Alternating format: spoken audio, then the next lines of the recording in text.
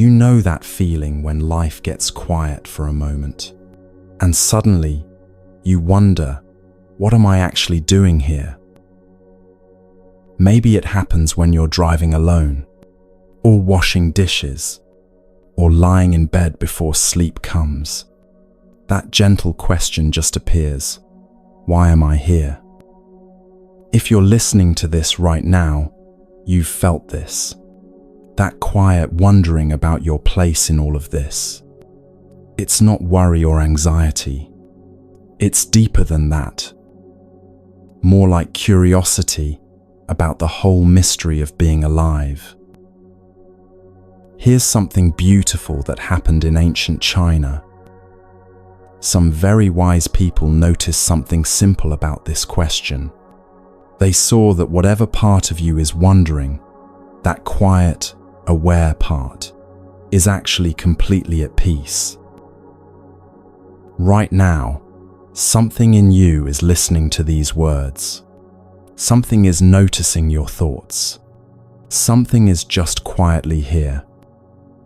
And that something has never been lost, never been confused, never needed fixing. For the next few hours, we're going to explore the gentlest discovery you can make. Not by thinking harder about life, but by noticing what's already perfectly okay, right here, right now.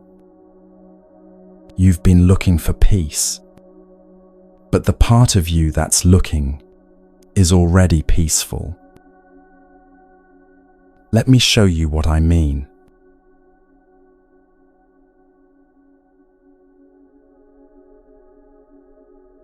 Here's something interesting that happens to almost everyone. You're going about your day, and suddenly you think, who am I really? Not your name or your job, but who you actually are underneath all that. Most of us start looking for ourselves in all the usual places. We check our memories. We think about our personality. We consider our hopes and dreams. We might even look deeper into our thoughts, our feelings, our beliefs.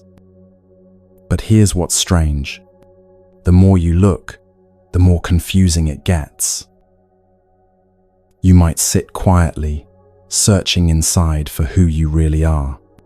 You keep looking and looking. And the strangest thing happens. You can't find anyone home. At first, this might scare you. Where is the person you thought you were? But then, something beautiful might dawn on you. That spacious, quiet awareness that's looking give, that's more you than anything you could ever find. This is what Zen teachers have been pointing to for centuries. When you really look for yourself, you don't find a thing. You find the space in which all things appear. Think about it right now. Close your eyes if you can, or just look softly ahead. Now try to find the one who's listening to these words. Not your body, that's what you can see and feel. Not your thoughts, those are what you can hear in your mind. But the actual you, the one who's aware of all this. Can you find that one? Or do you just find a kind of open, aware presence? Maybe you've experienced this too. Spending time looking for yourself and thinking you'd find some core identity, some essential you. Instead, you find this incredible spaciousness. It's like looking for the owner of a house and discovering the house is empty, but somehow that emptiness is more alive than any person could be. This isn't a philosophical idea. It's something you can discover right now. That aware presence that's reading these words, try to grab hold of it. Try to locate it. Try to define it. You can't, can you? It's like trying to bite your own teeth. But here's the beautiful part. That ungrasped awareness is more you than anything you've ever identified with. It's what's been here through every change in your life. When you were 5 years old, it was here. When you're 90, it will still be here. Unchanged, untouched, completely at peace. Most spiritual seeking starts with a case of mistaken identity. We think we're the character in the story, the person with problems, the one who needs to grow and change and become enlightened. But Zen points to something simpler. You're not the character. You're the awareness in which the character appears. Maybe you've spent time trying to fix yourself, working on your anger, your fear, your past, and that work has its place. But have you ever noticed who's the one observing all these emotions? Who's aware of the anger when it arises? That observer is completely untouched by what it observes. It's like watching clouds pass through the sky. The sky never gets cloudy. This is why so many people get confused when they start looking for themselves. They're looking for a someone, and they keep finding a no one. But that no one is not empty in a blank way. It's empty in the way that space is empty, full of possibility, aware, present. Ancient Zen teachers used to say something wonderful. You are perfect as you are, and you could use a little improvement. What this means is, the essential you, that aware presence, is already complete. It doesn't need fixing or finding, but the story you tell about yourself, that can always be updated. Right now, notice how effortless it is to be aware. You're not working to be conscious. You're not trying to be present. Awareness is just naturally here. It's like the sun. It doesn't try to shine. It just shines. This awareness that you are, it has never been born. Think about that. When you were born, your body appeared. Your mind developed. Your personality formed. But the awareness itself, that was never created. It's what all these other things appeared in. And here's something that might surprise you. This same awareness that you are, it's what everyone else is too. When you look into someone's eyes, what you're really seeing is your own awareness looking back at you. Different bodies, different minds, different stories, but the same essential aware presence. Maybe you've experienced this. Sitting with a small child, looking into those clear eyes. Suddenly realizing the awareness looking out of their eyes is the same awareness looking out of yours. Age, experience, knowledge, all different, but that essential presence, identical. This is why when you really find yourself, you find everyone. And when you really find everyone, you find no one in particular. You find this open, loving awareness that includes everything. So when that question arises, who am I? Try this. Instead of looking for someone, look as someone. Instead of searching for awareness, be the awareness that's searching. Instead of trying to find yourself, rest as the finding itself. The one you've been looking for has been doing the looking all along. Which makes you wonder, what was never actually born?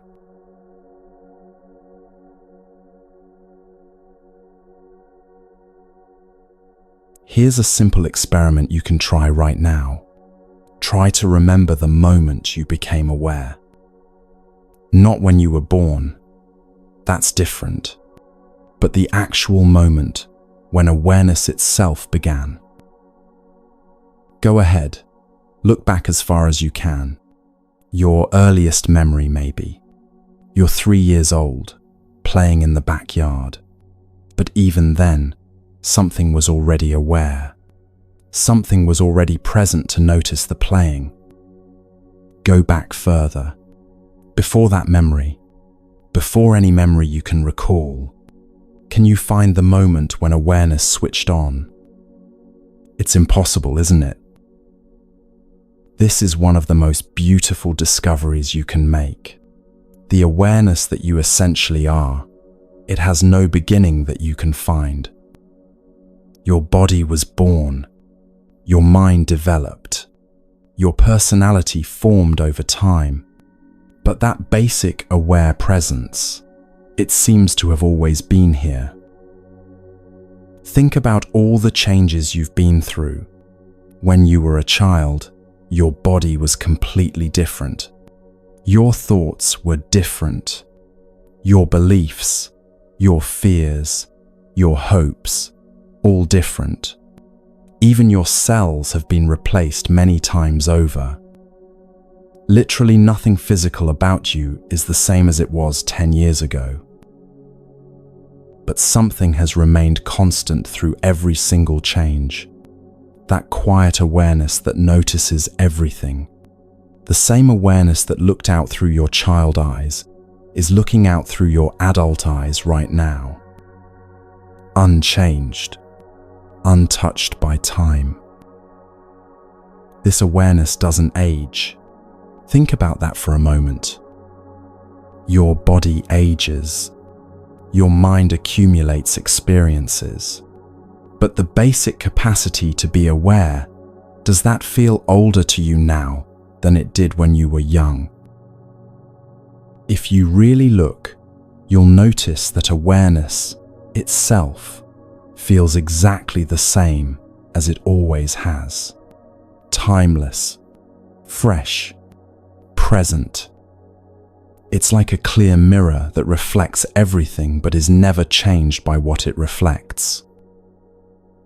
In Zen, there's a beautiful question that teachers sometimes ask. Show me your original face before your parents were born. This isn't a riddle to solve with your mind.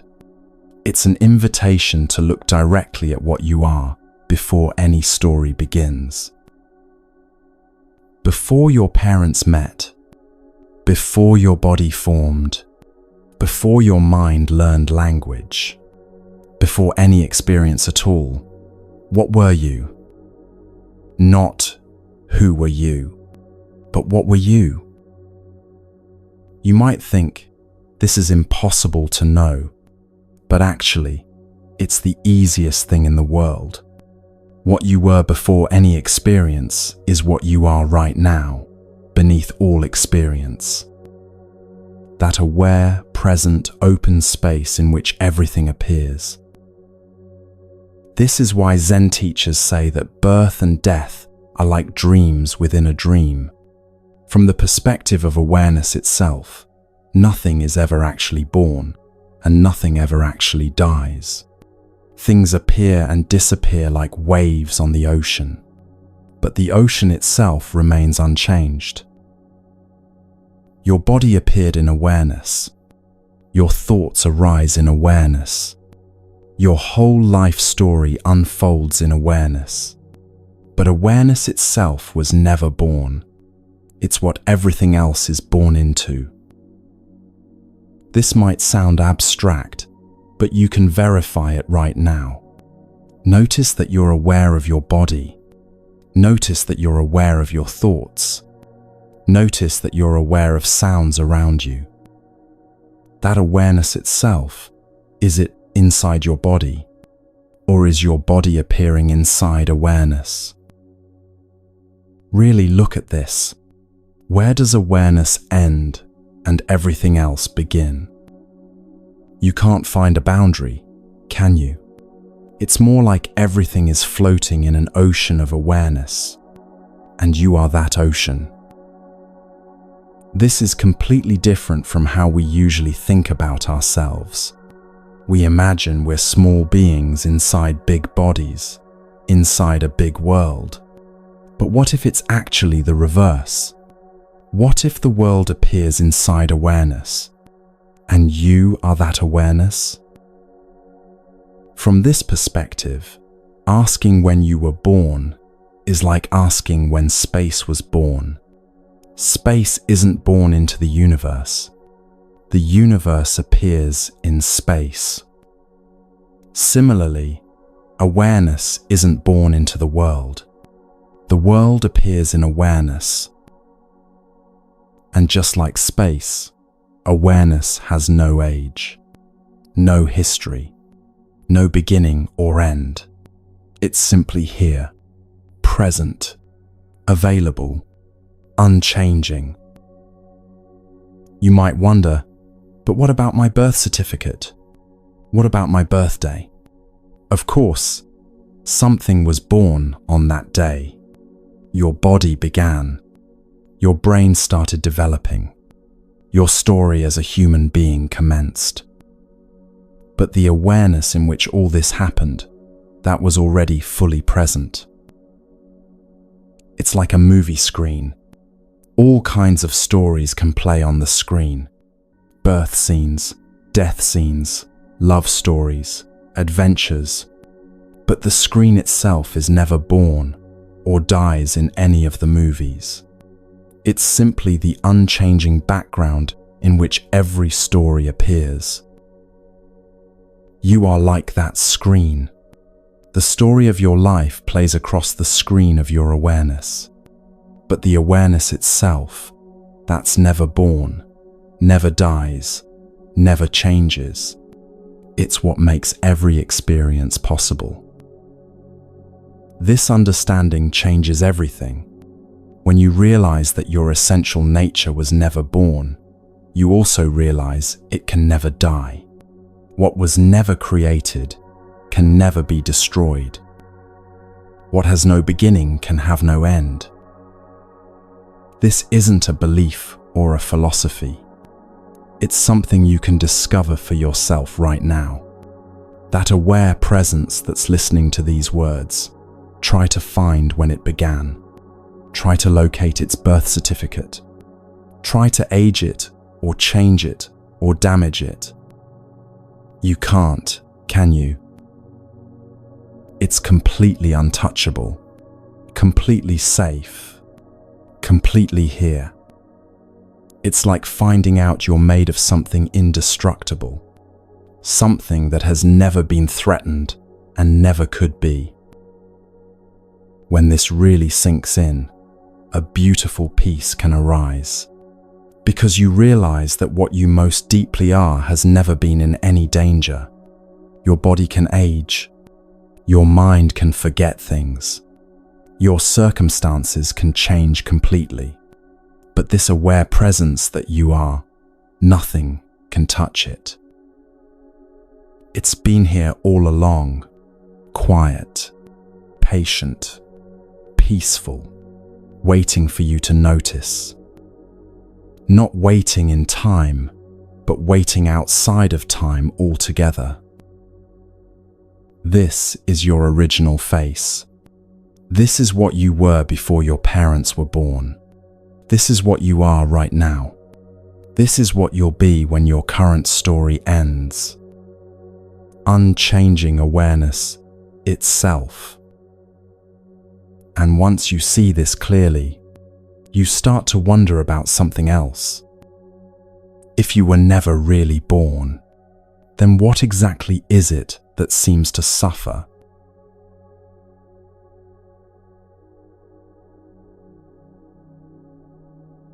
Here's something you might have noticed about pain.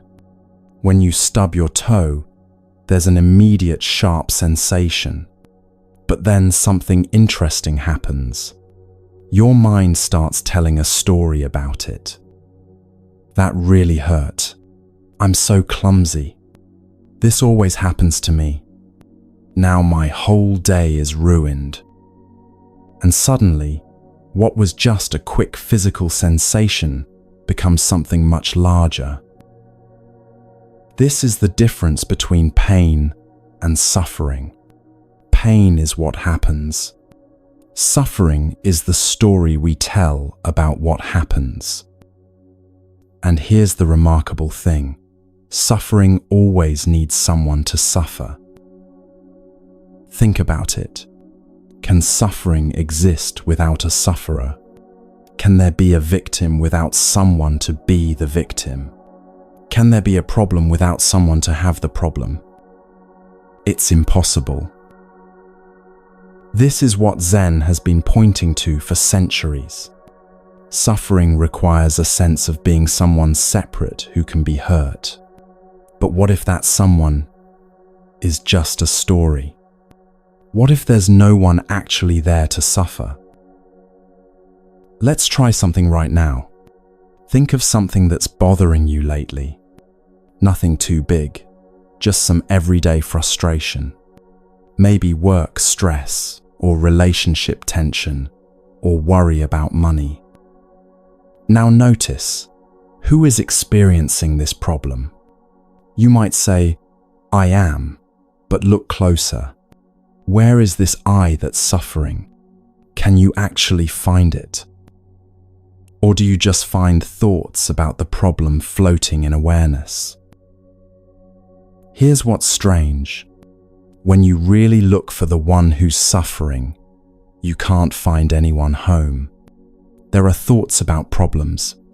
There are feelings in the body.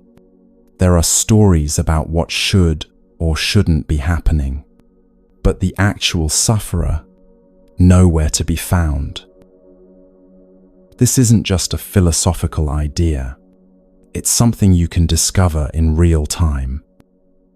The next time you're upset about something, try this experiment. Instead of getting lost in the story of why you're upset, look for the one who's upset.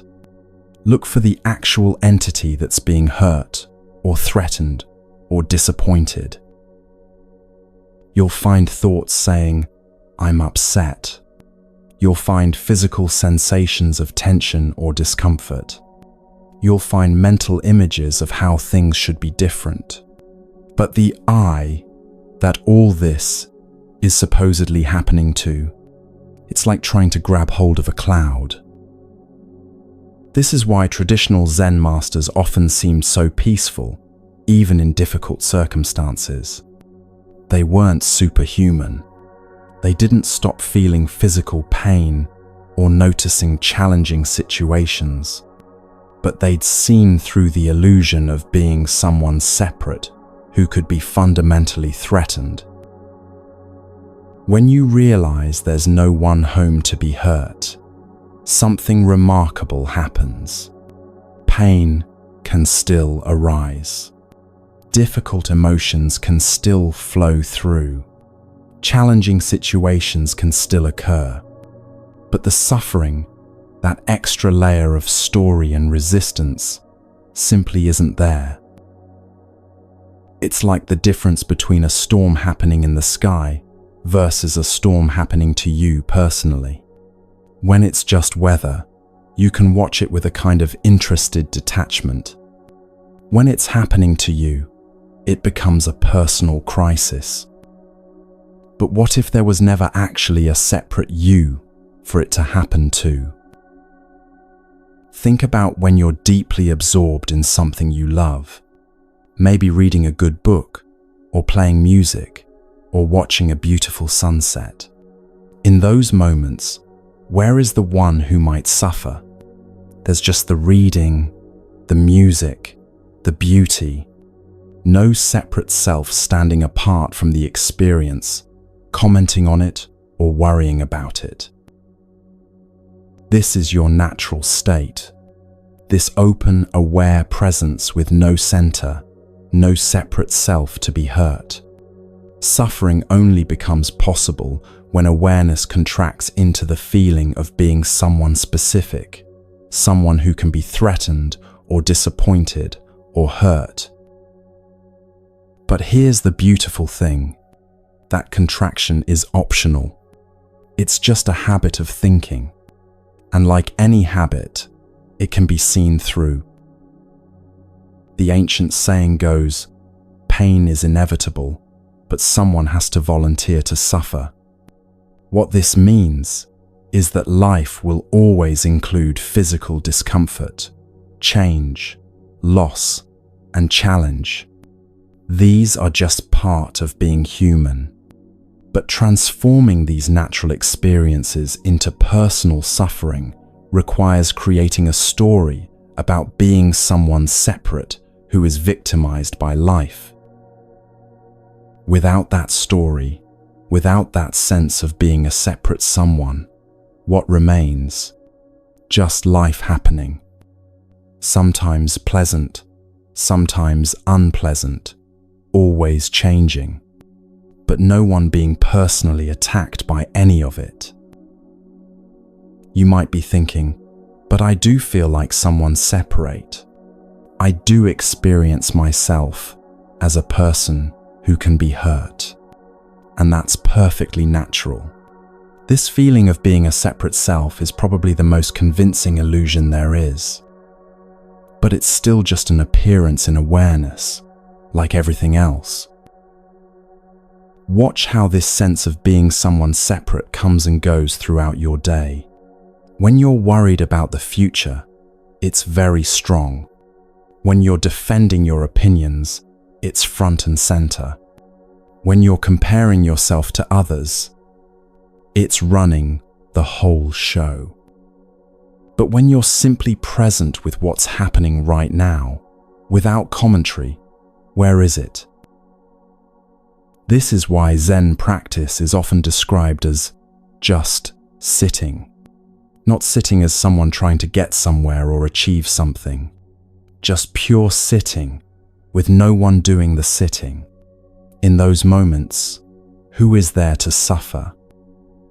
There's just awareness being aware, presence being present. Of course, the mind will create suffering anyway. It's what minds do.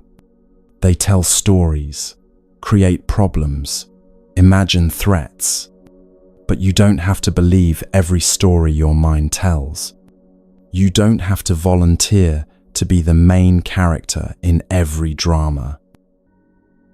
When suffering arises, you can simply notice it.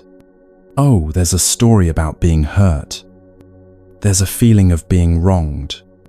There's anxiety about the future. But you don't have to become those stories. You can remain as the awareness in which they appear. This doesn't mean becoming cold or uncaring. Actually, it's the opposite. When you're not busy suffering your own personal drama, you have much more capacity for genuine compassion. You can respond to difficult situations with clarity rather than reactivity. You can help others without getting entangled in their stories of suffering. Real compassion comes from this place of no one being hurt. It's like how a loving parent can remain calm when their child is having a tantrum. They don't take the child's upset personally. They don't create their own suffering about the child's suffering. They just respond with love and wisdom. This is how you can relate to your own difficult emotions too.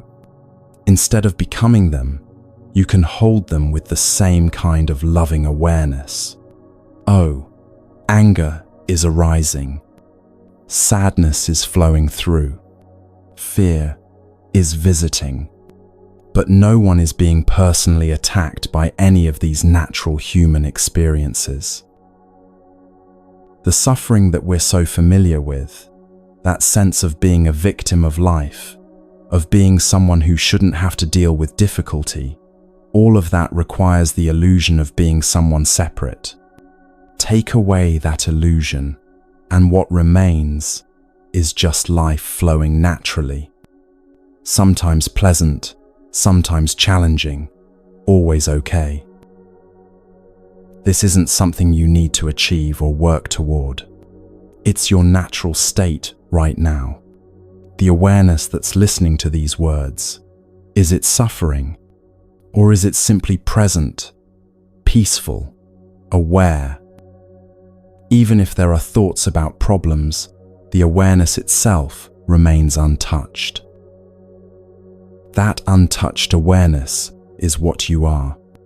That's the one who was never born and will never die. That's the one for whom suffering is impossible, because there's no separate someone there to suffer. And once you really get this, you start to wonder something else. If there's no separate you to suffer, then where exactly do you end and everything else begin?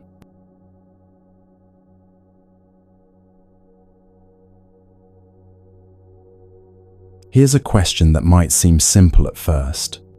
Where do you end and the world begins? Most of us would say something like, well, I end at my skin and the world starts outside my body. But let's look at this more carefully. Right now, you're aware of sounds around you.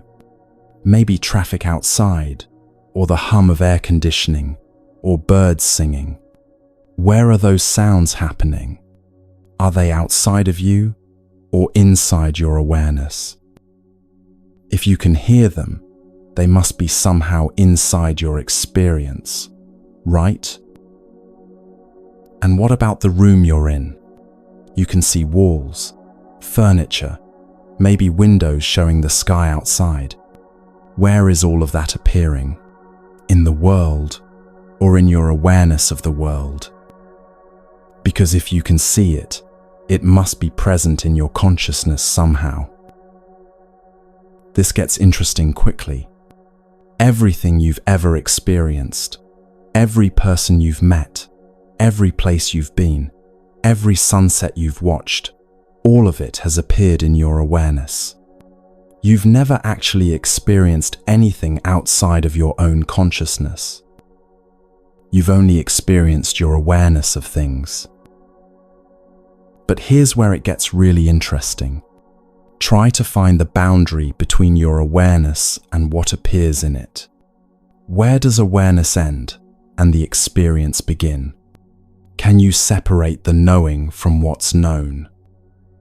Can you find where you stop and your experience starts? It's impossible, isn't it? Awareness and its contents aren't two separate things. They're like wetness and water, or heat and fire. You can't have one without the other, and you can't separate them into distinct parts. This means that everything you call the world is actually appearing in what you are. Not in your brain, that's just another appearance in awareness. Not in your body, that's something you're aware of too. But in the open space of pure awareness itself. Most of us spend our lives feeling like we're small beings inside a big world. We imagine ourselves as tiny conscious creatures trapped inside physical bodies, looking out at a vast universe that exists independently of us. But what if it's actually the reverse? What if the entire world is appearing inside the limitless space of what you are? This isn't a metaphor or a philosophical idea. You can verify this directly right now. Everything you're aware of is appearing in awareness, and you are that awareness. So everything is literally appearing in you. The sounds around you, they're in you. The sights you can see, they're in you. Your thoughts about all of this, they're in you too. Even your sense of having a body is an experience appearing in the space of your awareness.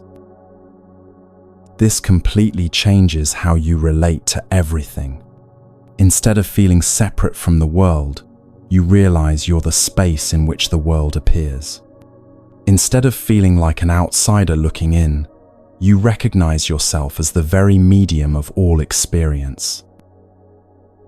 It's like discovering you're not a wave on the ocean. you are the ocean itself. All the waves, all the movement, all the activity is just the ocean expressing itself in countless forms. But there's never been anything separate from the ocean. It's ocean all the way down.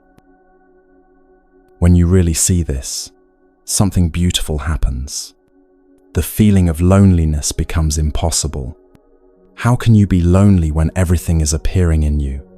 How can you be isolated when you are the very space that contains everything? You realize you're not separate from anything. You're intimately connected to everything because everything is you. This doesn't mean you become egotistical and think you're more important than others. Actually, it's the opposite. When you see that you are the awareness in which everything appears, you also see that everyone else is that same awareness. There's only one awareness appearing as many different experiences. One ocean appearing as countless waves. The person sitting next to you on the bus, their awareness being aware. The dog barking in the distance, that's awareness too, experiencing itself as a dog. The tree outside your window, awareness knowing itself as a tree.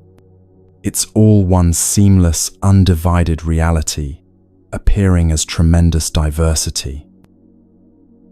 This is what Zen teachers mean when they talk about no separation. It's not that everything becomes one big blob. Differences still exist. You still have your unique personality, your particular body, your individual experiences. But underneath all the differences, there's this seamless continuity of being. It's like how all waves are different. Some are big, some are small, some are fast, some are slow, but they're all ocean. Similarly, all experiences are different, but they're all awareness. All beings are unique, but they're all the same essential consciousness, appearing in countless forms. Once you start to see this, you notice it everywhere.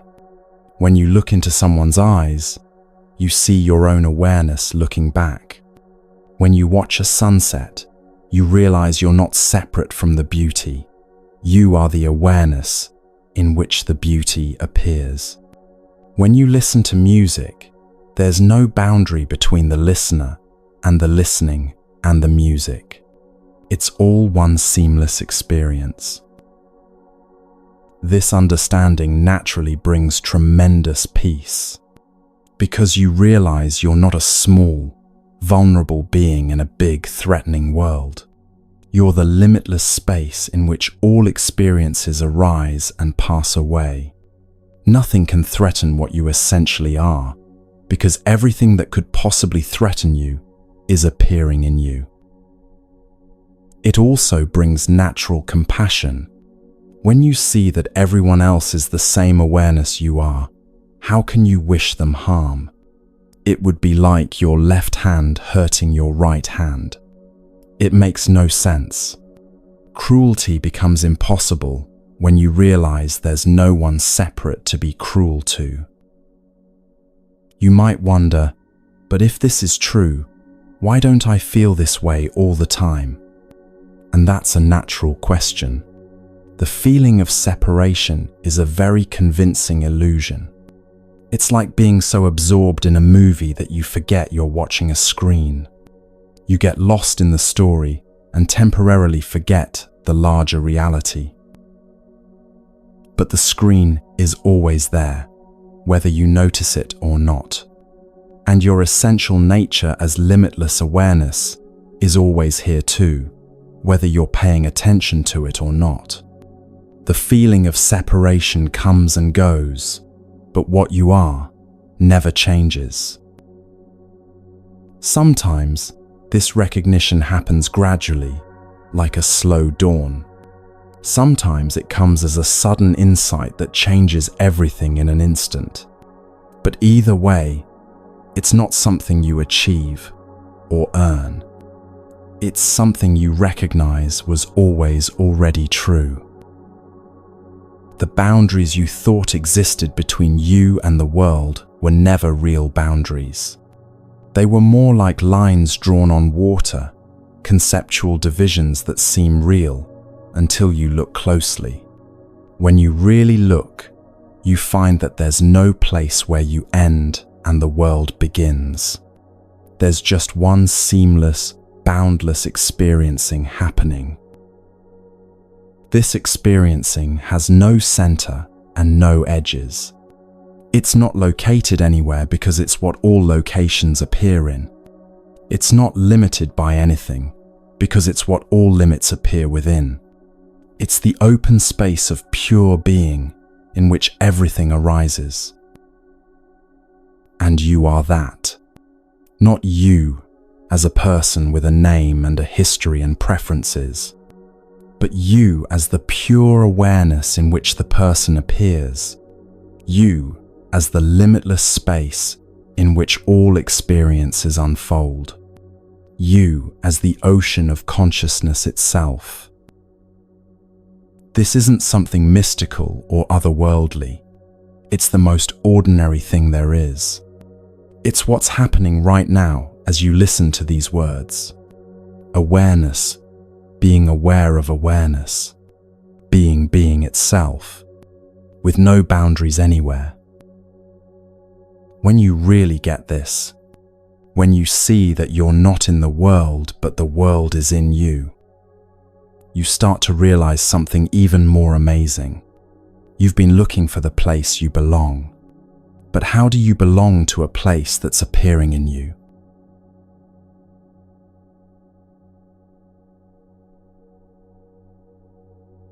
There's something obvious that's easy to miss. Every question you've ever asked about where you should be has been asked from where you are. Every plan you've made to get somewhere else has been made from here. Every journey you've taken to find the right place has started from the place you were already in. Think about all the times you've wondered if you're in the right place. Maybe lying in bed thinking you should be somewhere more exciting, or sitting at work wishing you were home, or being at home wishing you were anywhere but there. But notice, where were you when you had those thoughts?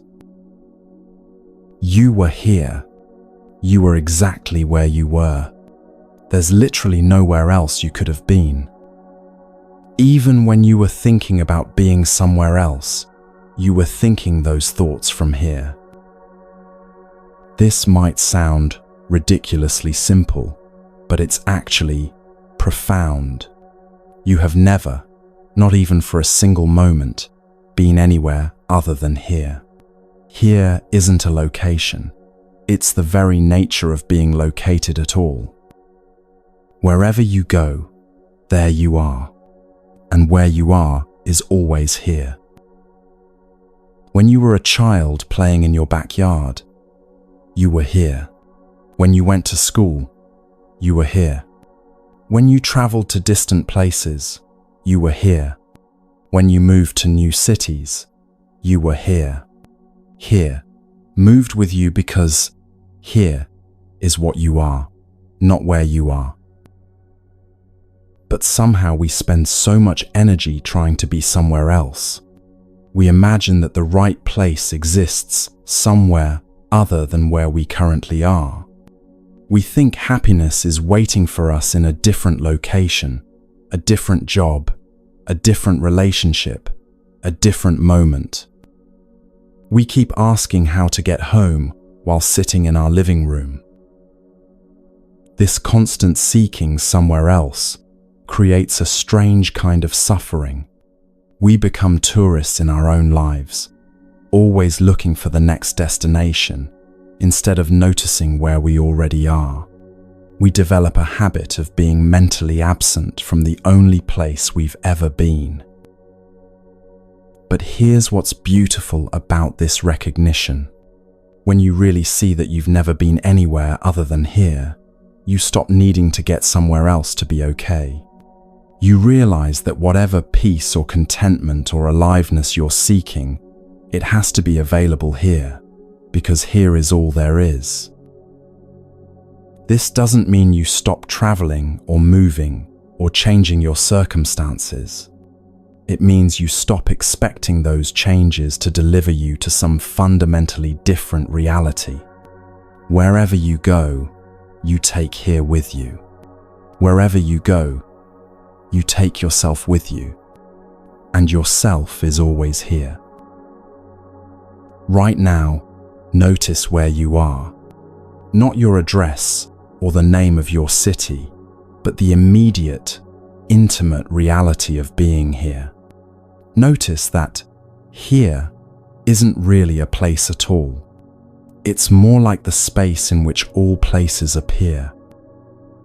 It's the stage on which all experiences unfold. When you're dreaming at night, you might dream you're in Paris, or on a mountain, or in your childhood home. But where is the dreaming actually happening? In your bed, in this moment, in this awareness. Similarly, all your experiences of being somewhere are happening in the spacious here of your own awareness. This is why seeking enlightenment somewhere else, or happiness somewhere else, or peace somewhere else, never quite works. You're looking for something that can only be found where you already are. It's like searching all over the house for the glasses that are sitting on your head. The seeking itself is what keeps you from noticing what's already present. Ancient Zen teachers understood this perfectly. They didn't tell people to go somewhere special to find truth. They pointed to what was already here, already present, already available. The Buddha you seek is the mind that seeks, they would say. The place you want to reach is where you're standing. But our minds are trained to think that here isn't enough.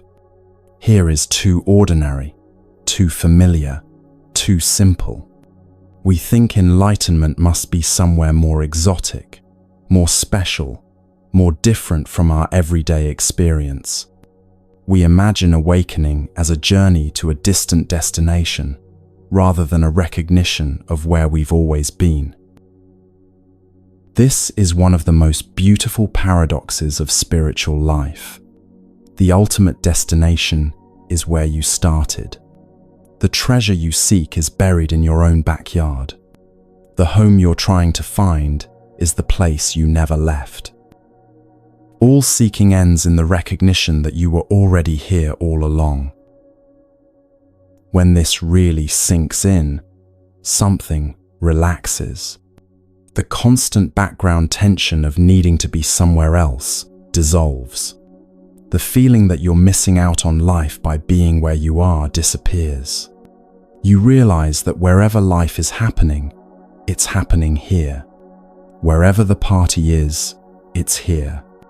Wherever the action is, it's here.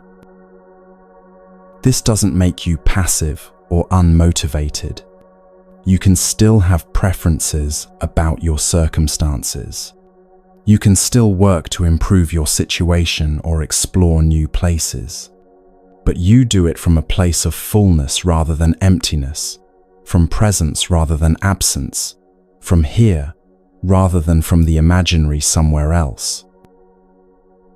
People sometimes worry that accepting where they are means giving up on their dreams.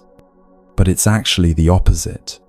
When you're fully here, you have access to your real intelligence, your genuine intuition, your authentic desires. When you're always mentally elsewhere, you're operating from fantasy and dissatisfaction. Real change comes from real presence, not from imaginary futures. Look at how much mental energy goes into being somewhere else. Thinking about the past, planning the future, imagining different circumstances, wishing things were different. All of that thinking is happening here, now, in this awareness. but it creates the illusion of being somewhere else, of living a life that's always one step removed from reality. When you bring all that scattered attention back to here, something miraculous happens. Life becomes vivid again.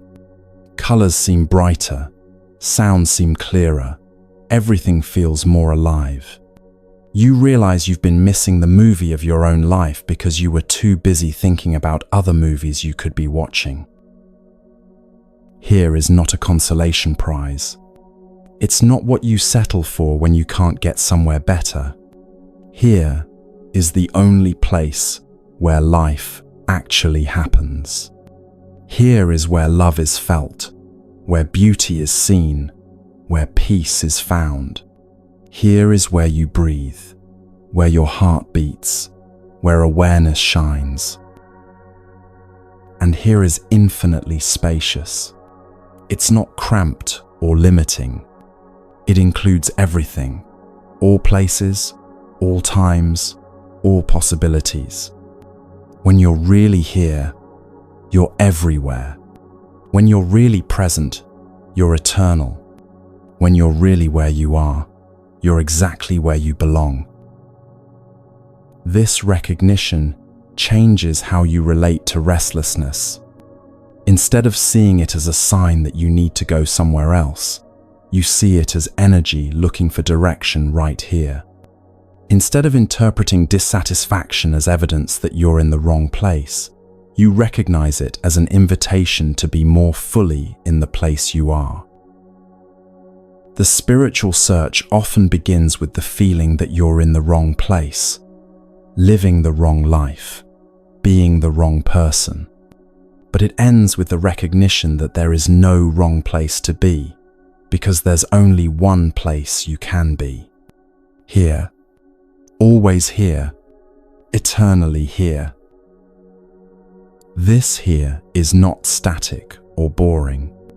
It's the most dynamic, creative, alive space there is. It's where new moments are born every instant. It's where the future becomes the present becomes the past. It's where the infinite expresses itself as the particular, where eternity touches time. When you stop trying to escape from here, you discover that here is already the escape you were looking for. When you stop trying to find the right place, you realize you're already in it. When you stop asking how to get home, you notice you never left. The only place you've ever been is here.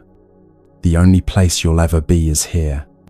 The only place where anything has ever happened or ever will happen is here. And here, it turns out, is exactly where you're supposed to be.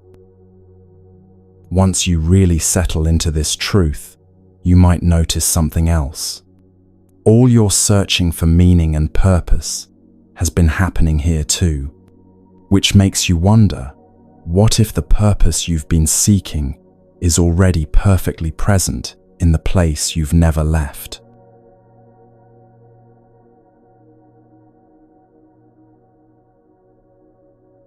Here's something you might have noticed about trees. They don't spend time wondering why they exist. They don't have existential crises about their purpose in life. They just grow. They reach toward the sunlight, extend their roots into the earth, change with the seasons. They live with a kind of effortless spontaneity that seems completely natural. And here's what's interesting. They're perfectly fulfilled doing this, not because they've figured out their cosmic purpose, but because they're simply being what they are. No second guessing, no comparing themselves to other trees, no wondering if they should be doing something more important. Just pure natural expression. What if you could live like that? What if you could stop asking, "What's my purpose?" and start noticing what's already flowing through you? What if the meaning you've been searching for is not something you need to find, but something you need to stop interfering with? Most of us spend enormous amounts of energy trying to figure out why we're here. We read books about finding our life purpose. We take personality tests and career assessments. We meditate on our calling, analyze our gifts, search for our mission. And often, the more we search, the more confused we become. But what if the search itself is what's creating the confusion? What if asking, "What's my purpose?" is like asking, "What's the point of breathing?" Some things don't need a point beyond themselves. Some things are their own purpose. Right now, your heart is beating. It doesn't beat in order to accomplish some goal. It beats because that's what hearts do. It's spontaneous, natural, perfect. Your heart doesn't need to understand its purpose to fulfill it perfectly. Similarly, you're breathing without thinking about it. Your body temperature is regulating itself.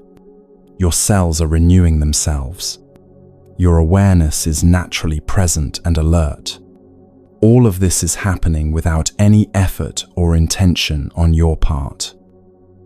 Life is living itself through you with incredible intelligence and precision. What if your whole existence is like that? What if you don't need to figure out your purpose because you're already fulfilling it perfectly, just by being alive? What if the universe is expressing itself through you in exactly the way it needs to, without any help from your thinking mind? This doesn't mean becoming passive or lazy. Trees aren't passive. They're incredibly active, growing and adapting and responding to their environment. But their activity comes from their nature, not from a mental concept of what they should be doing. They trust the intelligence that's already operating through them. When you stop trying to figure out your purpose and start trusting the purpose that's already operating through you, something remarkable happens. You begin to notice a natural flow in your life. Certain things feel effortless and energizing. Certain directions feel obvious and right, not because you've analyzed them, but because they align with what wants to happen naturally. Maybe you find yourself drawn to help people in difficulty. Maybe you naturally create beauty wherever you go. Maybe you have a gift for bringing out the best in others, or for solving complex problems, or for making people laugh. These aren't things you decided to do. They're things that happen through you when you're not trying to be someone else. This natural expression is your purpose, not a grand mission statement written in the sky, but the simple, spontaneous way life moves through your particular form. It's as natural as a river flowing downhill or a flower turning toward the sun. It doesn't need justification or explanation. It just needs permission to happen. But often we interfere with this natural flow. We think our spontaneous interests aren't important enough. We compare our natural gifts to what society says is valuable. We override our intuitive direction with what we think we should be doing. We turn away from what feels alive and easy in favor of what seems more serious or worthwhile. This is like a tree trying to grow in a different direction because it thinks it should be more like the oak tree next to it. It creates tremendous strain and usually doesn't work very well. When you fight against your nature, you exhaust yourself trying to be something you're not. When you align with your nature, you have access to an endless source of energy and creativity. The ancient Zen understanding is that everything in existence is already perfect exactly as it is. Not perfect in the sense that nothing ever changes or improves, but perfect in the sense that everything is exactly what it needs to be in this moment, including you, including your life as it is right now. This doesn't mean you stop growing or learning or changing. It means you do those things from a place of wholeness rather than from a place of feeling broken or incomplete. You evolve naturally, like a tree growing new branches, rather than forcing yourself to become something different. When you really trust this, you can relax the exhausting effort of trying to become someone worthy of existence. You're already worthy. Your existence itself is your worthiness. You don't need to earn your place here. You're here, which means you belong here. This trust allows your natural gifts to emerge. Instead of trying to develop talents you think you should have, you can nurture the ones that are already flowing through you. Instead of forcing yourself toward goals that look impressive, you can follow the direction that feels genuinely alive. Instead of working against yourself, you can work with yourself. Of course, this requires a certain kind of courage. It means trusting that your natural expression is valuable, even if it doesn't look like what everyone else is doing. It means believing that the universe knows what it's doing when it expresses itself through your particular form. It means having faith in the intelligence that's already operating through you. But this isn't blind faith. You can test it. Notice what happens when you follow your genuine interests versus when you force yourself to do what you think you should do. Notice the difference in energy, enthusiasm, and effectiveness. Notice how things tend to flow more smoothly when you're aligned with your nature. This alignment isn't always easy to recognize at first. We've been trained to distrust our natural impulses, to think that anything that comes easily can't be valuable. We've learned to look outside ourselves for direction rather than inside. We've forgotten how to recognize our own authentic voice among all the voices telling us who we should be. But that authentic voice is still there. It's the one that knows immediately what feels right and what feels forced. It's the one that recognizes truth when it hears it. It's the one that feels energized by certain activities and drained by others. It's the wisdom of your own being, trying to guide you toward your most natural expression. When you start listening to this voice and following its guidance, you discover something amazing. Your life becomes an expression of who you are, rather than an attempt to become who you think you should be. Work becomes more like play. Relationships become more authentic. Creativity flows more easily. Everything feels more alive because you're living from your aliveness rather than from your ideas about life. This is what Zen teachers mean when they talk about Wu Wei, effortless action. It's not the absence of action, but action that flows from your essential nature rather than from mental effort. It's like being a river that knows exactly how to flow around rocks without thinking about it. It's natural, spontaneous, and perfectly appropriate to each moment. The purpose you've been seeking isn't something you need to create or discover. It's something you need to allow.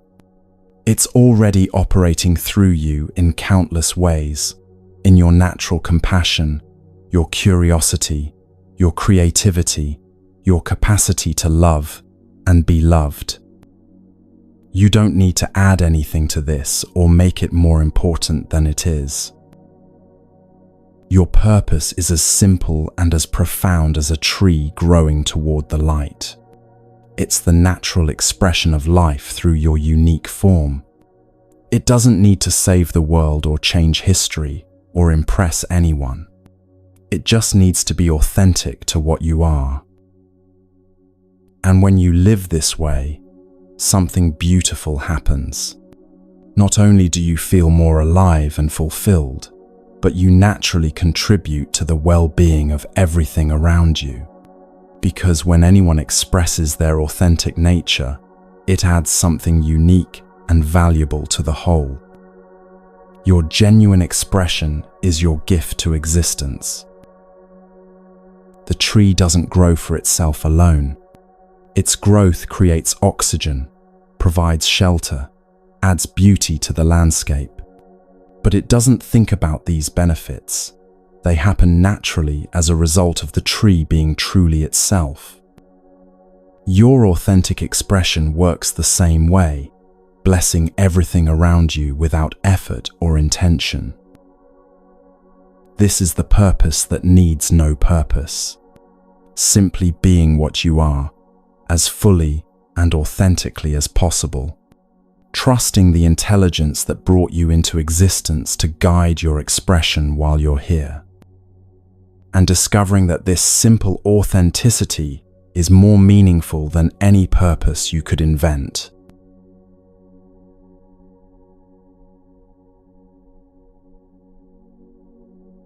There's something almost comical about the spiritual search when you really look at it.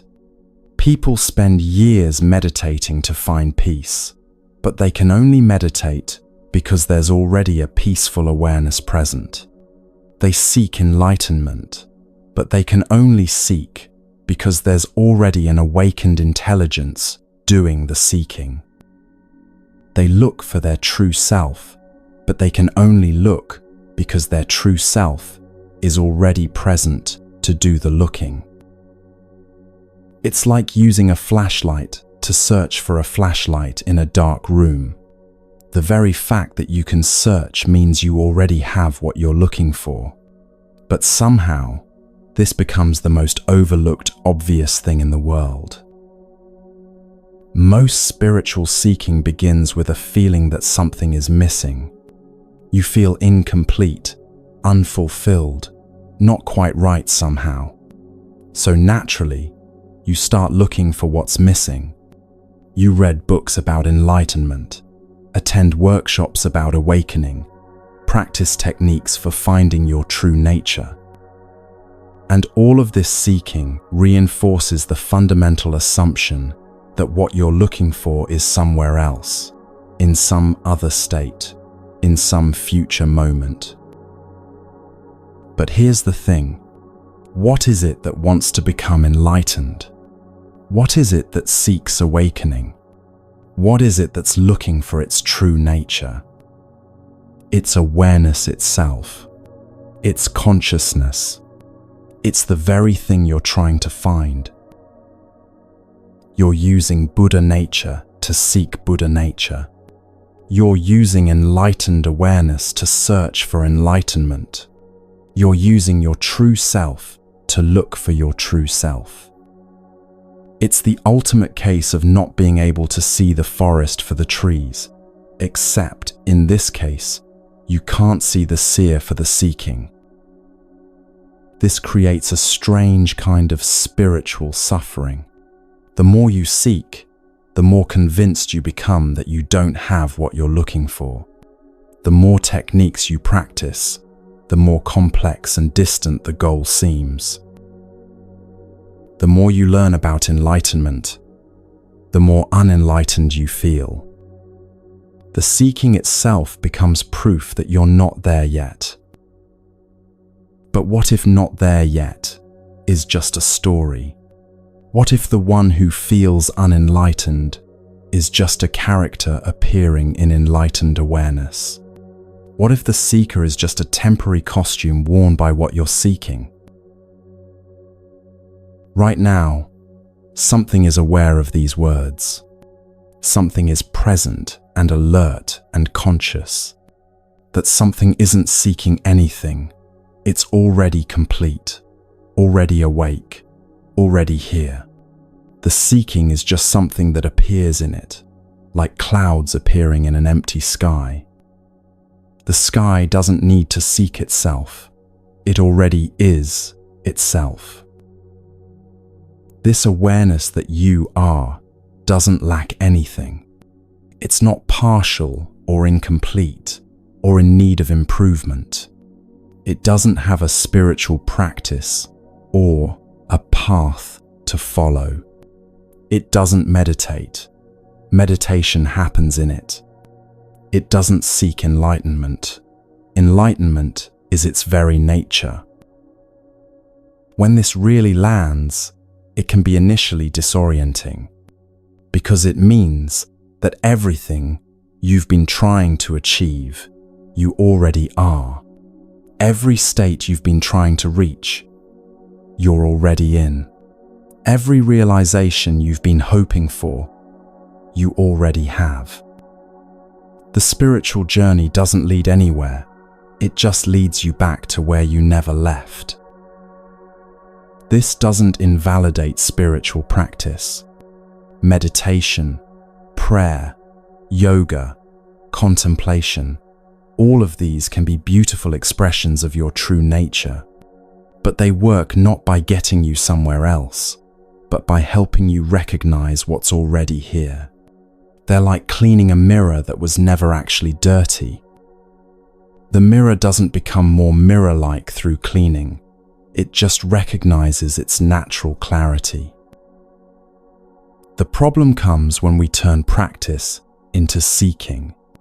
When we use meditation to try to become peaceful, instead of recognizing the peace in which meditation happens. When we use prayer to try to connect with the divine, instead of recognizing the divine nature of the one who prays. When we use spiritual techniques to try to find ourselves, instead of recognizing the self that's using the techniques. This seeking energy is like a dog chasing its own tail. The faster it runs, the faster the tail seems to move away. The more effort it puts in, the more elusive the goal becomes. But if the dog would just stop and look, it would realize the tail was attached to it all along. The seeker and the sought are not two different things. You might ask, but if I'm already enlightened, why don't I feel enlightened? And that's a beautiful question, because it reveals the assumption that enlightenment is a feeling. But what if enlightenment is not a particular state or experience? What if it's the awareness in which all states and experiences appear? Sometimes that awareness knows itself through feelings of peace and bliss. Sometimes it knows itself through feelings of confusion or sadness. Sometimes it knows itself through clarity, sometimes through uncertainty. But the awareness itself, that which knows all these different experiences, is unchanged by any of them. It's like a movie screen that's equally present whether it's showing a comedy or a tragedy. Your enlightened nature doesn't depend on having enlightened experiences. It's what makes all experiences possible. It's the light by which everything is seen, the space in which everything appears, the knowing through which everything is known. And that's what you are right now, in this very moment, regardless of what you're experiencing. This understanding can bring tremendous relief, because it means you can stop the exhausting project of trying to become someone different. You can stop judging your current experience as evidence of how far you have to go. You can stop postponing your happiness until you reach some imaginary spiritual destination. You can rest in what you already are. But it can also bring up resistance, because if you're already what you're seeking, then what's the point of the spiritual path? What's the point of growth or learning or practice? This resistance usually comes from the ego mind, which has built its whole identity around being the seeker, the one who's working towards something better. The ego mind loves the spiritual search because it gives it a sense of purpose and importance. It can feel special for being on a spiritual path. It can measure its progress and compare itself to others. It can accumulate spiritual experiences and insights like trophies. The search gives it something to do, somewhere to go, someone to become. But your true nature doesn't need any of that. It's not trying to get anywhere or become anything or achieve any state. It's simply present, aware, and at peace with whatever is happening. It's like water that naturally flows downhill without effort or agenda. It's spontaneous, effortless, and perfectly appropriate to each moment. When you recognize this, practice becomes play rather than work. You meditate not to get somewhere, but for the joy of resting in your natural state. You study not to accumulate knowledge, but to recognize the wisdom you already are. You serve others not to earn spiritual points, but because love naturally flows when you're not blocking it. This shift from seeking to being can happen gradually or suddenly. Sometimes it's a slow recognition that dawns over months or years. Sometimes it's an instant seeing that changes everything immediately. But either way, it's not really a change at all. It's a recognition of what was always already true. The ancient Zen saying goes, "You are perfect as you are, and you could use a little improvement." What this points to is that your essential nature is already complete and whole, but the expression of that nature through your human life can always become more clear, more authentic, more aligned. You don't practice to become enlightened. You practice as enlightenment expressing itself. This makes spiritual life much more relaxed and natural. Instead of striving to reach some distant goal, you're simply polishing the expression of what you already are. Instead of trying to become worthy of love, you're recognizing that you are love itself, temporarily forgetting its nature. Instead of seeking peace, you're noticing the peace that seeking appears in. The search for enlightenment is enlightenment looking for itself. The desire for awakening is awakening, recognizing its own nature. The spiritual path is spirit, exploring its own depths through the adventure of apparent separation and return. But there was never actually any separation, and there's nowhere to return to.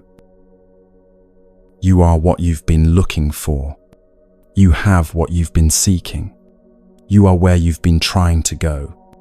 The Buddha nature that all the books talk about, that's what's reading the books. The enlightened awareness that all the teachers point to, that's what's listening to the teachers. The true self that all the practices reveal, that's what's doing the practices. This doesn't mean you should stop practicing or learning or growing.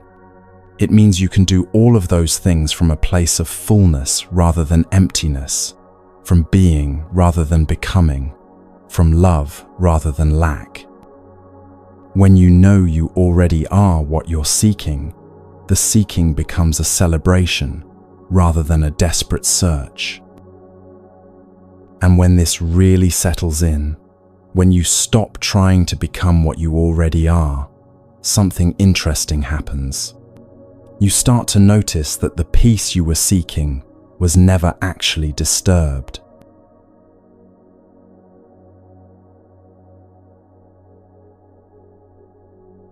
Here's something you can test right now. Think of the most stressful situation in your life at the moment. Really bring it to mind. The worry, the tension, the overwhelming feeling that comes with it. Now notice, what is aware of this stress? There's the stressful thought or feeling itself. And then there's the awareness that knows the stress is there. That awareness, is it stressed? Or is it calmly observing the stress, like a clear sky watching clouds pass through? This is one of the most liberating discoveries you can make. Even in your most chaotic moments, there's something in you that remains completely undisturbed. Your thoughts might be racing, your emotions might be intense, your body might be tense. But the awareness in which all of this appears, that's as peaceful as it's ever been. It's like being in a house during a thunderstorm. The storm might be loud and dramatic outside, but inside, there's a room that remains perfectly quiet.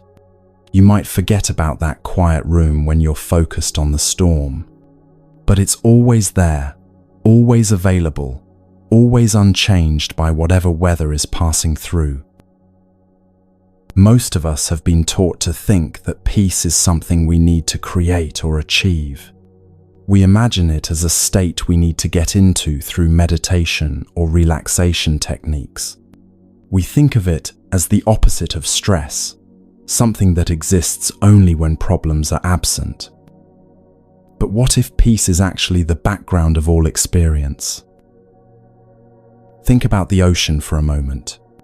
On the surface, there might be enormous waves, storms and turbulence and dramatic movement. But deep underneath, there's a vast stillness that's completely unaffected by what's happening on the surface. The waves are real, but they don't disturb the deeper ocean. They're just temporary expressions of the same water. Your awareness works the same way. Thoughts and emotions and sensations arise like waves on the surface. Some are pleasant, some are unpleasant, some are dramatic, some are subtle, but they all arise in the same, deeper stillness. They're all temporary expressions of the same aware presence. This means that even your most disturbing thoughts are floating in something completely undisturbed. Even your deepest anxiety is arising in perfect peace. Even your most intense emotions are appearing in unshakable stillness. The disturbance never actually touches what you fundamentally are. You can verify this right now. Notice that you're aware of your thoughts. But the awareness itself, is it thinking? Notice that you're aware of sounds around you. But the awareness itself, is it making noise? Notice that you're aware of any tension in your body. But the awareness itself, is it tense? What you'll find is that awareness is like space. Things move through space, but space itself is never disturbed by what moves through it. A hurricane can rage through the sky, but the sky remains perfectly clear and open. Similarly, intense experiences can move through awareness, but awareness itself remains perfectly peaceful and open. This understanding changes everything about how you relate to difficult experiences. Instead of trying to get rid of stress or anxiety or sadness, you can simply rest in the awareness that's observing them. Instead of fighting against challenging emotions, you can allow them to be there while you remain anchored in the peace that's always present. It's like learning that you don't have to calm the waves to access the deep ocean. You just have to remember to dive below the surface. The peace was never actually disturbed. You just got caught up in the surface activity and forgot about the depths. But this isn't a practice or a technique you need to master. It's not something you do, it's something you notice. The peace is already here. The stillness is already present. You don't create it, you simply recognize it. Sometimes this recognition happens naturally during meditation. You might notice that beneath all the mental chatter, there's a profound silence. Not the absence of sound, but the space in which all sounds appear. Not emptiness, but fullness, so complete it appears empty. This is your natural state, temporarily obscured by focus on surface activity. But you don't need to be meditating to access this. Right now, in the middle of whatever you're doing, this peace is available. In the middle of a busy day, it's here. In the middle of a difficult conversation, it's here. In the middle of worry or fear or anger, it's here. Unchanging, unshakable, always present. This is why ancient Zen masters could remain so calm in challenging circumstances. Not because they didn't experience difficulties, but because they knew how to rest in the awareness that was observing the difficulties. They had discovered the eye of the hurricane, the place of perfect stillness that exists at the center of any storm. When you really understand this, it brings tremendous relief, because you realize you don't have to solve all your problems to be at peace. You don't have to eliminate all stress from your life to access tranquility. You don't have to wait for perfect circumstances to feel the deep okayness that's always available. The peace was never dependent on your circumstances being peaceful. It was never conditional on your thoughts being calm or your emotions being pleasant. It's like the sun that shines equally on sunny days and cloudy days. The clouds might block your view of the sun, but they never actually diminish its light. This peaceful awareness is your true home. It's where you can always return, no matter how far you seem to wander into stress or confusion. It's the one place in your experience that never changes, never gets damaged, never needs repair. It's like having a sanctuary that you carry with you wherever you go. But most of us spend our time focused on the waves and forget about the ocean. We get so absorbed in the content of our experience that we lose sight of the context. We become hypnotized by the movie and forget we're watching a screen. We get caught up in the weather and forget about the sky that contains it all. This forgetting is natural and human. It's part of how consciousness explores itself through apparent separation from its own nature. But the remembering is always available. In any moment, you can shift your attention from what you're aware of to the awareness itself. From the experience to the experiencer. From the waves to the ocean. When you do this, you might be surprised by what you find. The awareness that's been here all along is not only peaceful, it's also vast, open, and intimately loving. It's not indifferent to your experience, but it's not threatened by it either. It holds everything with perfect acceptance, like a mother holding a crying child. This loving awareness doesn't try to fix or change anything. It simply allows everything to be as it is, while remaining completely at peace. It's the most natural thing in the world, yet we somehow manage to overlook it most of the time. It's like fish looking for water while swimming in the ocean. The more you rest in this awareness, the more you realize it's not just peaceful, it's indestructible. Nothing that happens in your life can damage or diminish it. Loss, disappointment, physical pain, emotional turbulence, all of these might arise, but they can't touch the essential peace of what you are. This doesn't make you indifferent to life's challenges. You still care about things, still work to improve difficult situations, still feel compassion for suffering. But you do all of this from the unshakable ground of your own peace, rather than from the shifting sand of reactive emotions. You respond rather than react, because you're anchored in something that can't be disturbed.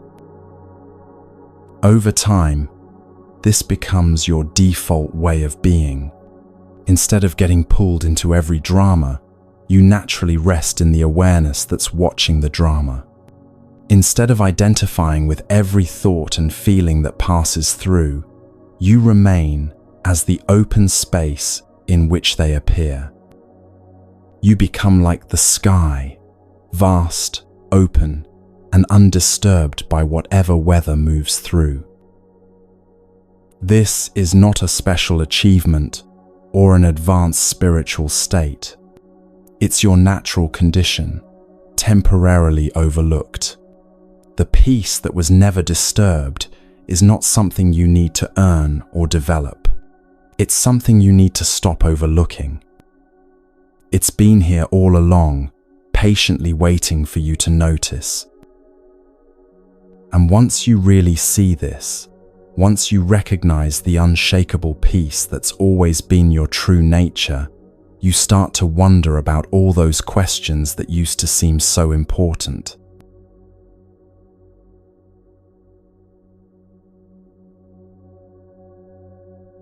There are some questions that can't be answered with words, not because they're too complex or mysterious, but because the answer is bigger than any explanation could contain. It's like trying to describe the color blue to someone who's never seen color. No amount of words will give them the actual experience. Zen masters discovered this centuries ago. They found that the most important insights about life couldn't be transmitted through normal teaching methods. You can't think your way to understanding what you are. You can't analyze your way to peace. You can't logic your way to enlightenment. These things have to be directly recognized, like suddenly seeing a friend's face in a crowd. So they developed a different kind of question called a koan. These weren't meant to be solved with thinking. They were meant to exhaust thinking, to show its limits, to point beyond logic, to direct understanding. They're like puzzles that can only be solved by giving up trying to solve them. The most famous one is probably this: what is the sound of one hand clapping? Your mind immediately tries to figure it out. Maybe it's silence. Maybe it's the whoosh of air. Maybe it's a trick question. But all of these are still thinking, still trying to grasp something that can't be grasped with concepts. The real answer isn't a thought at all. It's the recognition of what's listening to the question. It's the awareness that hears both sound and silence. It's the space in which clapping and not clapping both appear. When you stop trying to solve it and simply listen, you realize you are the answer. Here's another classic. Show me your original face before your parents were born. Again, the mind wants to make this into a logical puzzle. But it's not asking for information. It's asking for recognition. What were you before any story began? What are you right now, underneath all the stories? These questions work by creating a kind of productive confusion. They're designed to short-circuit the normal thinking process. When your mind can't find a logical answer, it eventually gives up. And in that giving up, something else can be noticed. The awareness that was trying to think its way through the problem. It's like being in a maze and suddenly realizing you can simply step outside the maze altogether. The problem isn't solved. It's dissolved. The question doesn't get answered. It disappears into understanding. You don't figure out what you are. You recognize what you've always been.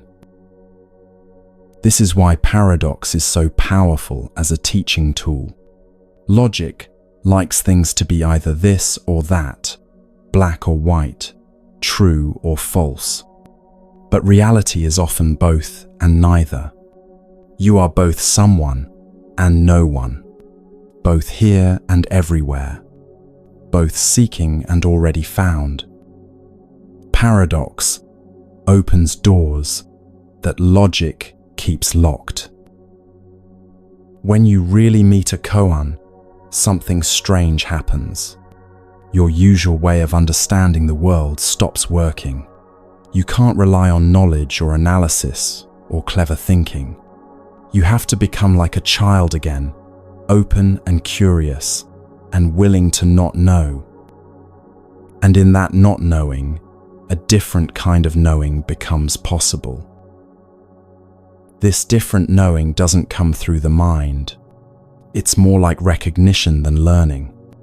Like suddenly seeing that what you thought was a stranger is actually someone you've known your whole life.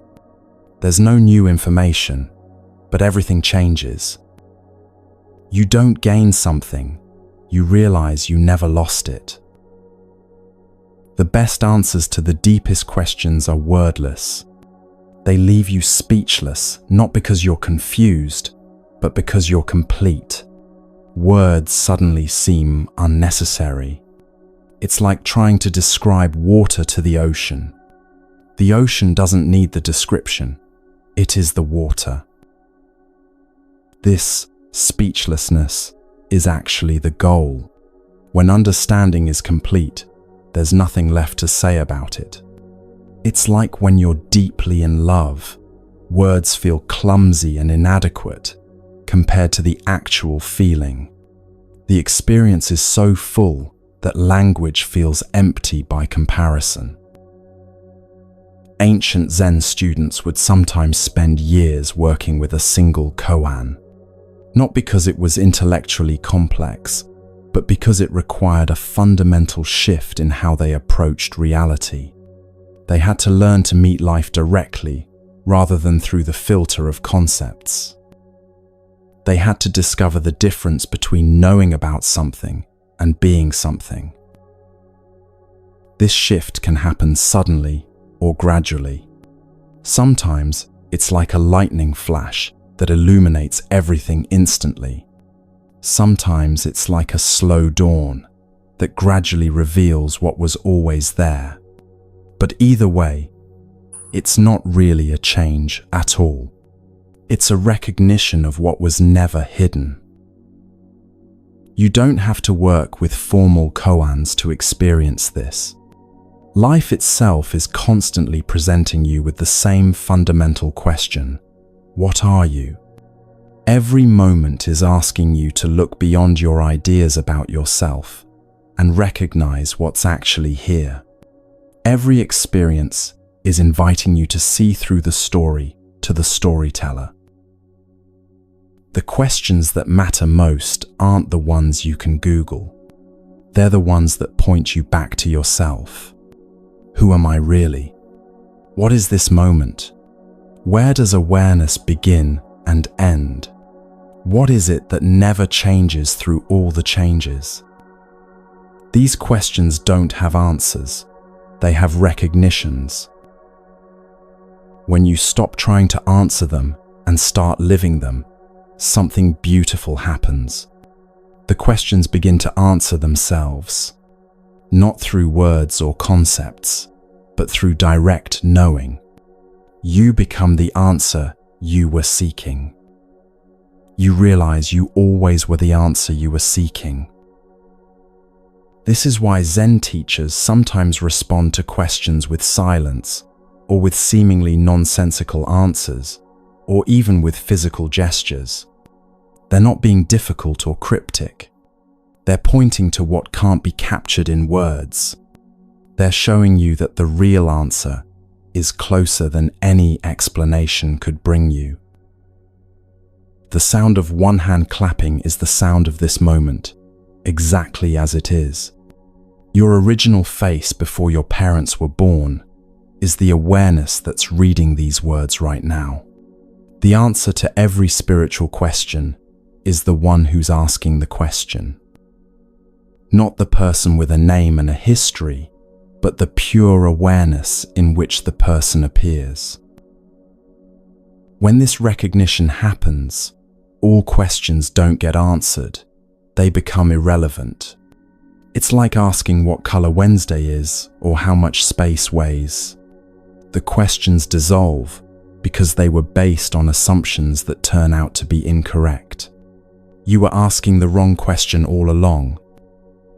You were asking what you are instead of recognizing that you are. This doesn't mean becoming anti-intellectual or dismissing the value of thinking. Thinking is a beautiful function of awareness, like waves are a beautiful expression of the ocean. But you don't mistake the waves for the ocean, and you don't mistake thoughts for what you are. You recognize both as temporary expressions of something deeper and more fundamental. The deepest understanding is always wordless, like a mother's love for her child, or the beauty of a sunset, or the peace of deep sleep. You know it completely, but you can't explain it completely. It has to be experienced directly. It has to be lived rather than learned. And the most beautiful thing about this wordless understanding is that once you have it, you realize it was never hidden. You don't gain enlightenment. You recognize the enlightenment you've always been. You don't find peace. You notice the peace you've never lost. You don't become aware. You see that you are awareness itself. When questions dissolve into understanding like this, you discover something remarkable. The very experiences that used to confuse you now become your teachers.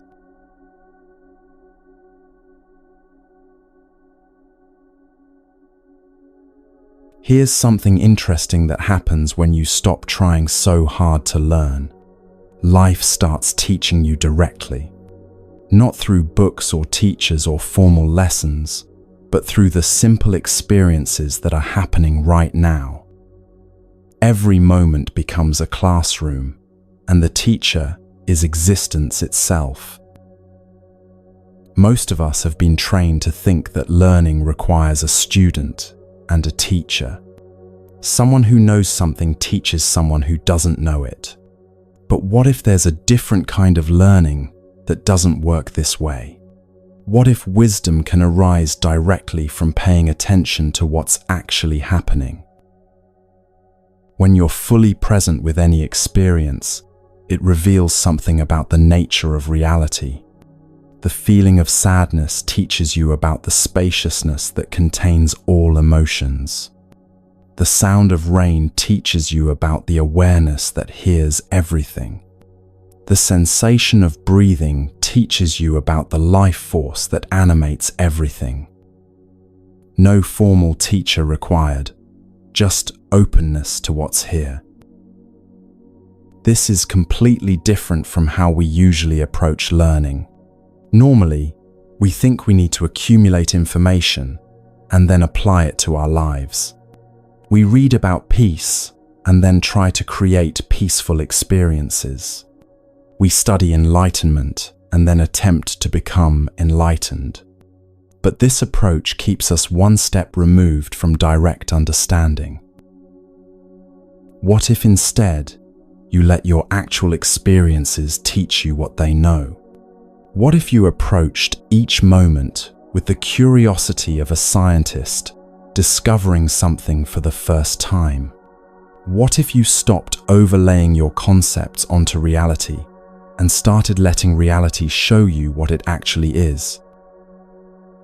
This requires a fundamental shift in how you see yourself. Instead of being someone who needs to learn about life, you become someone who lets life express its wisdom through you.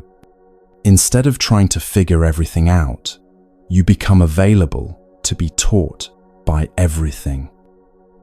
Instead of having answers, you become an open question that life can respond to. When you make this shift, something remarkable happens. Every experience becomes meaningful, not because you make it meaningful, but because you allow its inherent meaning to reveal itself. A traffic jam teaches you about patience and acceptance. A difficult conversation teaches you about listening and compassion. Even physical pain teaches you about the awareness that remains untouched by discomfort. This is what the old Zen saying means. Every moment is a Dharma talk given by existence itself. Dharma means truth or teaching. So every moment is truth, teaching you about truth. Every experience is reality, showing you what reality is. Every sensation, every thought, every emotion is a direct transmission of wisdom. But you have to be present to receive this teaching. When you're lost in stories about what's happening, you miss what's actually happening. When you're busy judging your experience as good or bad, you miss the deeper instruction it contains. When you're trying to change what's arising, you miss what it's trying to show you. The curriculum that life offers is perfectly personalized. Whatever you most need to understand will keep appearing in your experience until you get it. If you need to learn about surrender, situations requiring surrender will present themselves. If you need to understand love, opportunities to give and receive love will arise. If you need to discover your true nature, everything will conspire to show you what you are. This doesn't mean that life is deliberately trying to teach you lessons. It's more like water naturally flowing downhill. Life naturally reveals its wisdom to anyone who's open to seeing it. The teaching is built into the very fabric of experience itself. You don't have to look for it. You just have to stop looking away from it. Sometimes the teaching is gentle and obvious. A beautiful sunset might reveal the peace that's always available. A child's laughter might show you the joy that exists beneath all your concerns. A moment of stillness might reveal the spacious awareness you actually are. Sometimes the teaching is more challenging. Loss might teach you about the impermanence of all forms and the permanence of what you essentially are. Illness might show you the difference between your body and the awareness that observes the body. Conflict might reveal places where you're still identified with being a separate someone who can be threatened. But whether gentle or challenging, every experience contains the same fundamental teaching. You are the awareness in which everything appears. Sometimes this teaching comes through pleasant experiences that help you relax into your true nature. Sometimes it comes through difficult experiences that strip away false identifications. But it's always the same essential recognition being revealed in different ways. The beautiful thing about this kind of learning is that it never stops. Every day brings new opportunities to recognize what you are. Every interaction offers a chance to see through the illusion of separation. Every challenge presents an invitation to rest in the unchanging awareness that you've always been. And you don't need any special qualifications to receive this teaching. You don't need to be spiritual or educated or naturally wise. You just need to be present and open.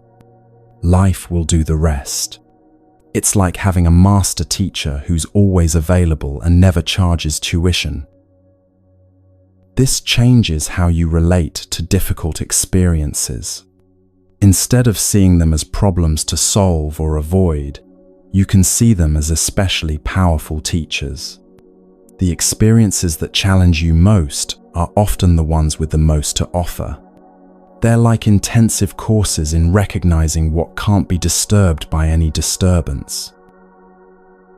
Of course, this doesn't mean seeking out difficult experiences or becoming attached to suffering. It means meeting whatever arises with the curiosity to see what it has to show you. It means asking not, "How can I get rid of this?" but, "What is this here to teach me?" And often, what it's here to teach you is that you are bigger than whatever is happening to you. When you really get this, when you see that life itself is your teacher, something profound shifts. You stop feeling like a victim of circumstances and start feeling like a student of reality. You stop needing life to be different and start appreciating how perfectly it's designed to show you what you need to see. This doesn't make you passive or accepting of harmful situations. You can still work to improve things, set boundaries, and make changes. But you do it from wisdom rather than reactivity, from love rather than fear, from wholeness rather than the feeling that something is missing. You respond to life's teachings by becoming more of what you truly are. The curriculum is always perfectly calibrated to your current capacity. You never get more than you can handle, though you might get exactly as much as you can handle. And as your understanding deepens, the teachings become more subtle and refined. What once required dramatic experiences to get your attention can now be received through the slightest shift in awareness. Eventually, you realize that the teacher and the student are not two different things. Life teaching you is you teaching yourself. Reality showing you its nature is your own nature, recognizing itself. The awareness learning about awareness is awareness coming to know itself more fully. The whole process is consciousness exploring its own depths through the adventure of apparent individuality. This recognition brings tremendous trust. You begin to see that everything that happens is somehow in service of awakening. Not in a forced or contrived way, but in the most natural way possible. Like a river that naturally flows toward the ocean, life naturally flows toward the recognition of what it actually is. And once you see this flow, once you recognize that everything is perfectly designed to reveal the truth of what you are, you realize something amazing about your journey. There's actually nowhere to go and nothing to achieve, because you're already exactly where this pathless path leads.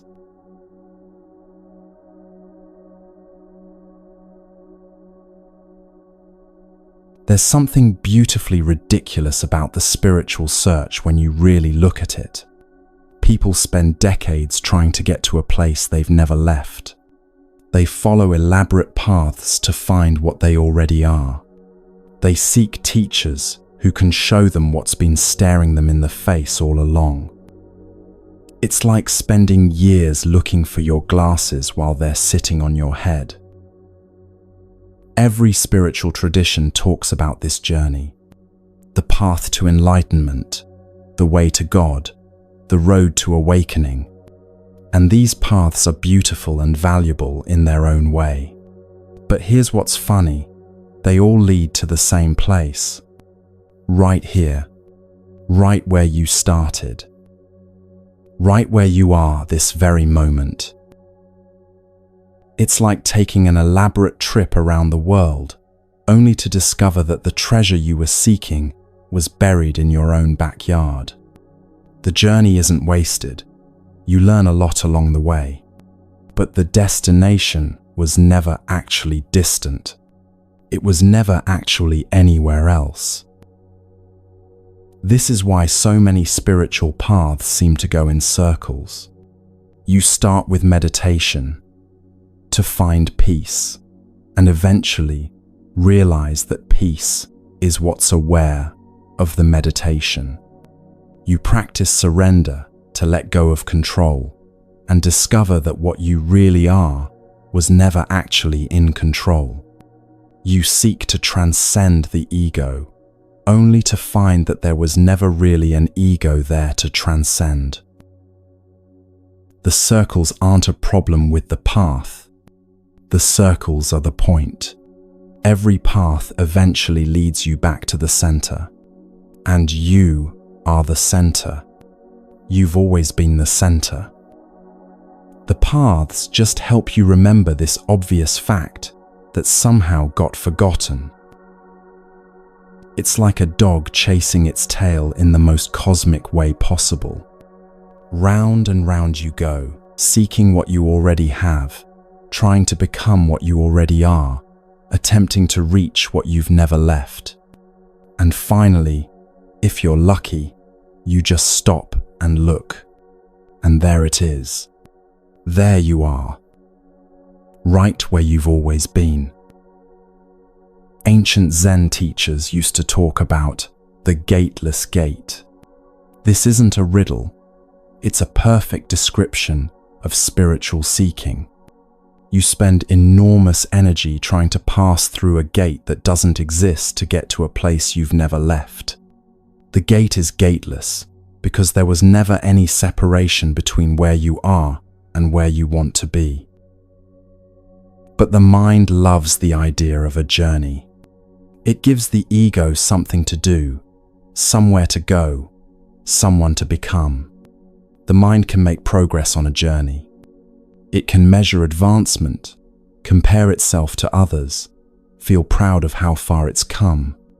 But what the mind is seeking is not a place it can get to through effort. What you're looking for is what's doing the looking. What you're trying to reach is what's doing the reaching. What you want to become is what's wanting to become. The seeker and the sought are not two different things. They're like the wave looking for the ocean while being made entirely of ocean water.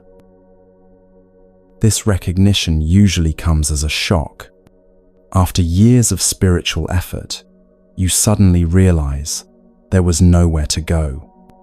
After countless practices and techniques, you see that what you were practicing was already perfect. After reading hundreds of books about enlightenment, you discover that the one reading the books was already enlightened. It's not that the journey was pointless. The journey was necessary to exhaust the illusion that there needed to be a journey. You had to seek until you realized seeking was keeping you from finding. You had to try to get somewhere until you recognized you were already there. You had to attempt to become someone until you saw that you already were everything. This is why spiritual awakening is often described as coming home. Not because you travel to a new location, but because you recognize the place you've always been. Like Dorothy in Oz, clicking her heels and realizing she could have gone home any time. The power was always there. The way was always open. Home was always here. But why does it take so long to see something so obvious? Because what you're looking for is too close to see. It's like trying to see your own eyes without a mirror. You are what you're looking for, so you can't step back far enough to see it as an object. You can only be it, which you already are.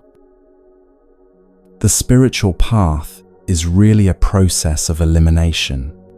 You try this approach and that technique, this teaching and that practice. Gradually, you eliminate everything that you're not. You're not your thoughts. Those come and go. You're not your emotions. Those change constantly. You're not your body that ages and transforms. You're not your experiences. Those are temporary. What remains when everything else is eliminated? What remains is what was there before you started seeking. What remains is what was present during all the seeking. What remains is what's here now, that the seeking has ended. Pure awareness, consciousness itself, the space in which everything appears. And that's what you are. This doesn't mean you stop growing or learning or exploring. It means you do all of these things from wholeness rather than from lack. You explore not because something is missing, but because exploration is what wholeness naturally does. You learn not to become complete, but as an expression of the completeness you already are. The journey transforms from seeking to celebrating. Instead of trying to get somewhere, you appreciate where you are.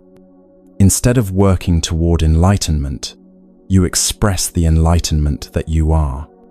Instead of becoming spiritual, you recognize the spirit that you've always been. This shift can be immediate or gradual. Sometimes it happens like a sudden recognition. Oh my God, I'm already home. Sometimes it's more like a slow dawn, where you gradually recognize the familiar landscape of your own being. But either way, it's not a change of location. It's a change of perspective about the location you've never left. When this recognition stabilizes, the whole idea of a spiritual path becomes wonderfully obsolete. Not because you've completed the path, but because you've seen through the need for one. You realize you were like someone frantically digging a hole to find the ground they were already standing on. The gateless gate was always open because there was never anything to keep out or let in. The path was pathless because there was never any distance to travel. The journey was to nowhere because everywhere you could possibly go is here. And here is where you've always been. This doesn't make you arrogant or dismissive of others who are still seeking. Actually, it makes you more compassionate, because you remember what it was like to feel lost when you were never actually lost. You remember what it was like to seek what you already had. You understand the beautiful, frustrating, necessary journey of going nowhere to arrive where you've always been. And you also understand something else. The journey never really ends, it just transforms. Instead of seeking to arrive somewhere else, you begin to explore the infinite depths of here. Instead of trying to become someone different, you discover the inexhaustible mystery of what you already are. The most beautiful thing about recognizing that you're already home is that you can finally relax. You can stop the exhausting effort of trying to get somewhere else. You can rest in the perfection of this moment, this awareness, this simple fact of being. You can finally enjoy the journey because you're no longer desperate to reach the destination. And in this relaxation, in this recognition, in this coming home to what you've never left, you discover the ultimate freedom.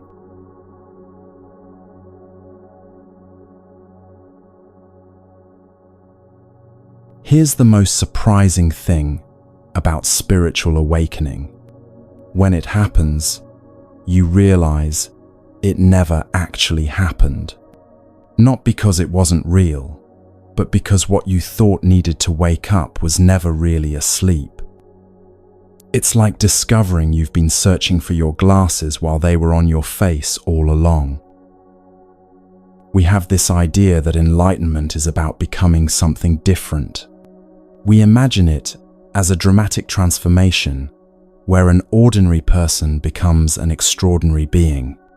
We picture it as crossing a threshold from ignorance to wisdom, from suffering to bliss, from separation to unity.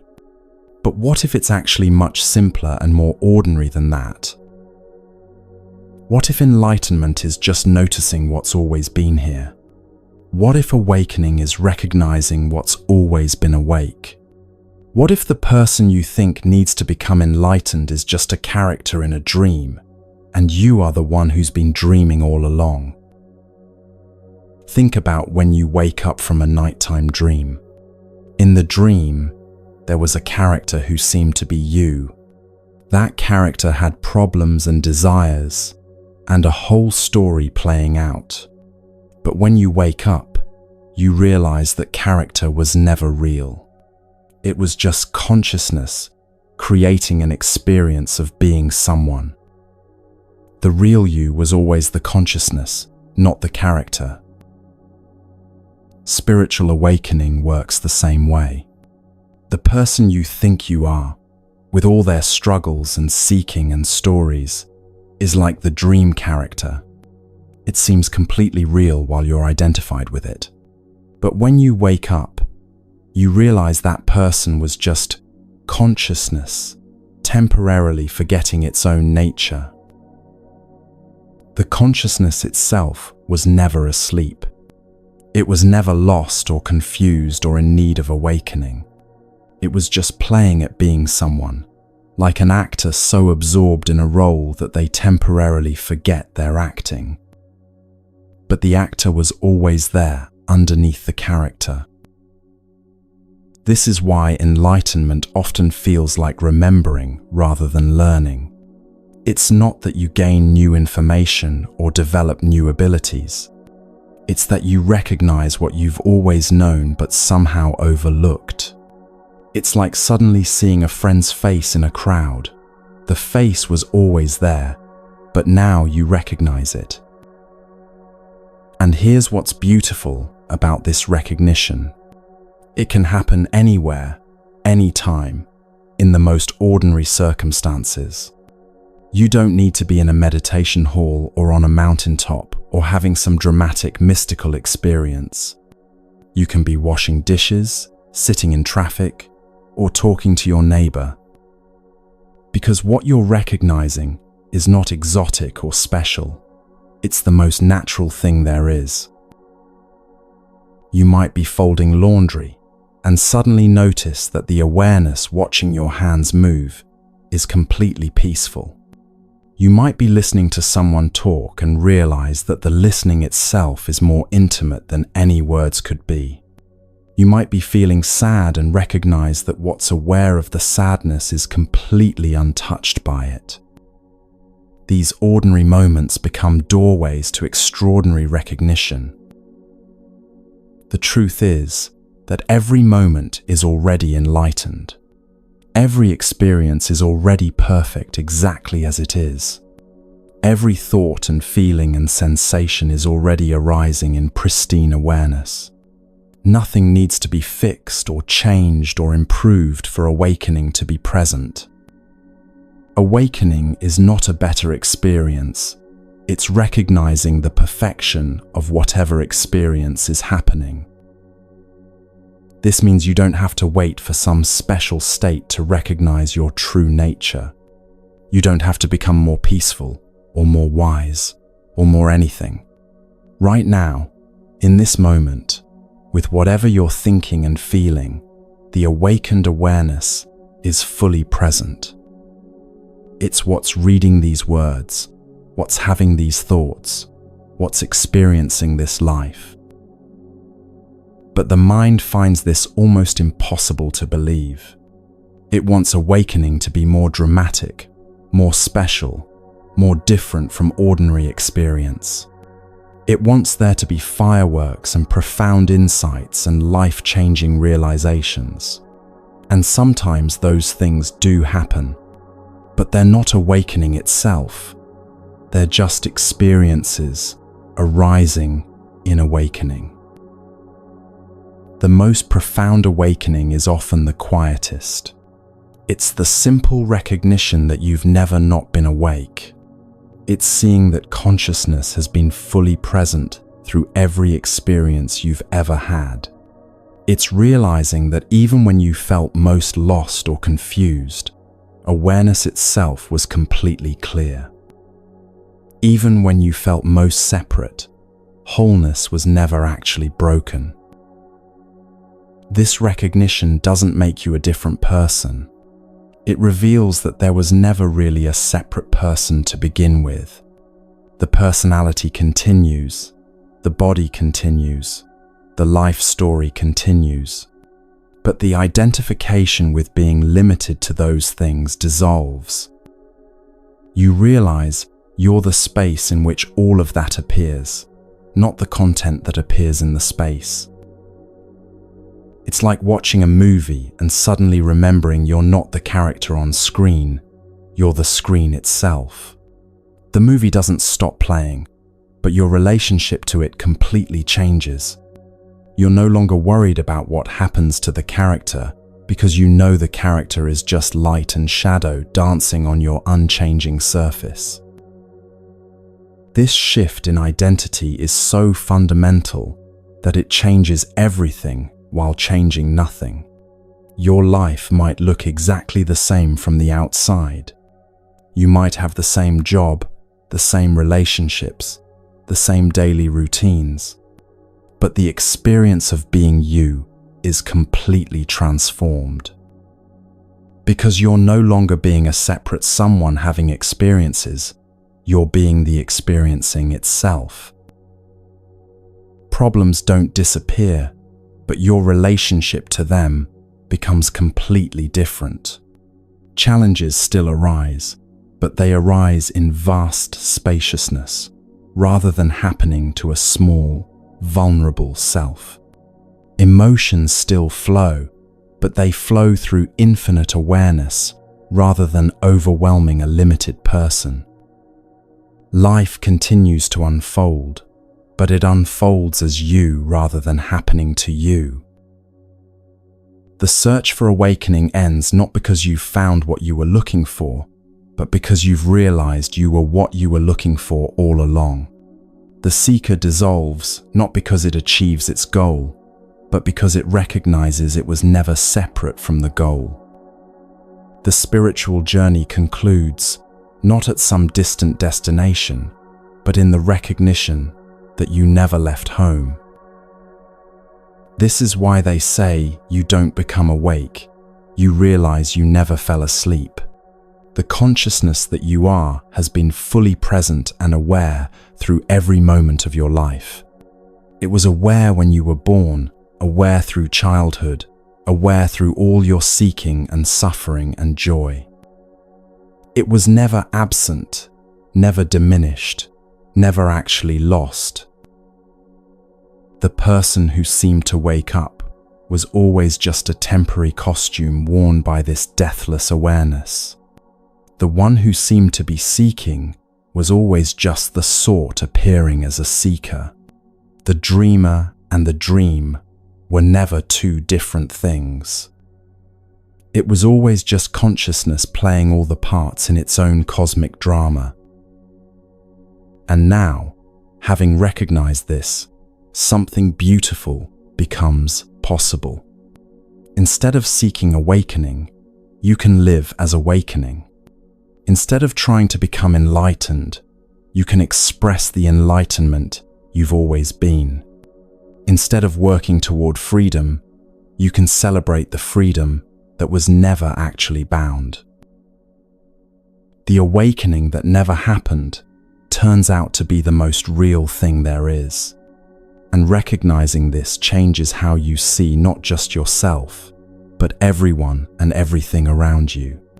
Because if you were never really asleep, then neither was anyone else. The same awareness, looking out through your eyes, is looking out through every pair of eyes. This recognition is the end of the spiritual search and the beginning of spiritual living.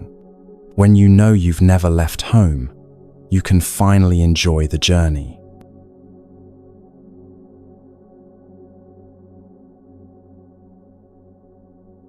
So here we are, a few hours later, and where have we traveled? Nowhere at all. And yet somehow, everything has changed. You started this journey with questions. Why are we born? Why do we suffer? Why are we here? These felt like the most important questions in the world. And they were important, not because they needed answers, but because they led you home to yourself. What we've discovered together is something beautifully simple. You came seeking answers and found that the one who was asking was the answer. You came looking for peace and realized you are the peace that was never disturbed. You came searching for your true nature and recognized it as the very awareness doing the searching. The questions that brought you here haven't been answered. They've been dissolved. Like salt dissolving in water, they've become one with the understanding they were pointing toward. Why are we born? You are the unborn awareness in which birth appears. Why do we suffer? You are the space in which suffering arises and passes away. Why are we here? You are the here in which everything appears. This isn't the end of questioning. It's the transformation of questioning from seeking to celebrating. Questions can still arise, but they no longer carry the weight of personal urgency. They become like children playing, curious and innocent and free. Because you've found what every question was really asking for. What you've found is what you've always been, that aware presence that's been listening to these words, that open space in which every experience has appeared, that unchanging background that's remained constant through every change in your life. You haven't gained anything new, you've recognized what was never absent. This recognition changes everything while changing nothing. Your life continues, but it's no longer happening to you. It's happening as you. Your thoughts still arise, but you're no longer at their mercy. You're the space in which they appear. Your emotions still flow, but they no longer define you. They're just temporary weather in your infinite sky. The spiritual search that may have brought you here can finally rest. Not because you've achieved some goal, but because you've seen through the assumption that there was anywhere to go. The path was always leading here, to this moment, to this recognition, to this simple presence that you are. And here is where you've always been. What's beautiful about this homecoming is that it includes everyone. The same awareness that you are is what everyone else is too. When you look into someone's eyes now, you might see your own face looking back. When you hear someone's laughter, you might recognize your own joy expressing itself. The separation between self and other reveals itself as just another appearance in the one awareness that we all are. This doesn't make you special or different from others. It makes you the same as everyone at the deepest level. It doesn't elevate you above the human experience. It reveals the divine nature of ordinary human experience. It doesn't solve all your problems, but it changes your relationship to them completely. From this understanding, life becomes much simpler. Instead of trying to become someone different, you can simply be what you are. Instead of seeking experiences to complete you, you can allow experiences to flow through your completeness. Instead of working to find your purpose, you can trust the purpose that's naturally expressing itself through you. The peace you've been seeking isn't something you need to maintain or protect. It's not dependent on your circumstances being peaceful or your mind being quiet. It's the unchanging background of all experience, always present, always available, always here. You can rest in it like an ocean resting in itself. And this rest isn't passive or inactive. It's the most creative, alive, dynamic rest possible. It's like the rest of a tree that grows toward the light, or the rest of a river that flows toward the sea. Natural, effortless, perfectly responsive to what each moment requires. This is your invitation now, not to do anything or become anything or achieve anything, but simply to rest as what you are, to let the recognition settle and integrate, to allow your life to be lived from this understanding rather than from the old seeking and striving. You might find that life becomes more playful, more spontaneous, more loving, not because you're trying to be those things, but because those are the natural expressions of what you are when you're not trying to be something else.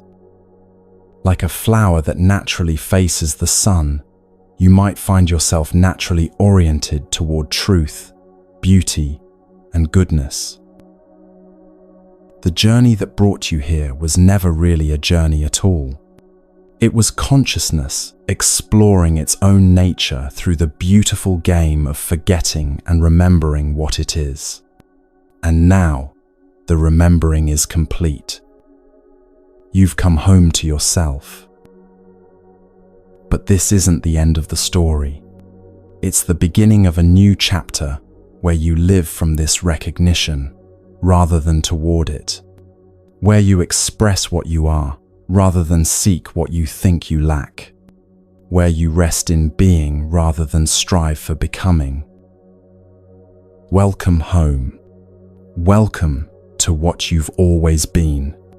Welcome to the peace that was never disturbed, the love that was never absent, the wholeness that was never broken. You are here. You have always been here, and here is exactly where you belong. The questions have dissolved into presence. The seeking has dissolved into being. The journey has dissolved into the recognition that you never left. And in this dissolution, everything remains perfectly as it is, but now you know what it is. This is coming home. This is what you are. This is where you've always been. Rest here.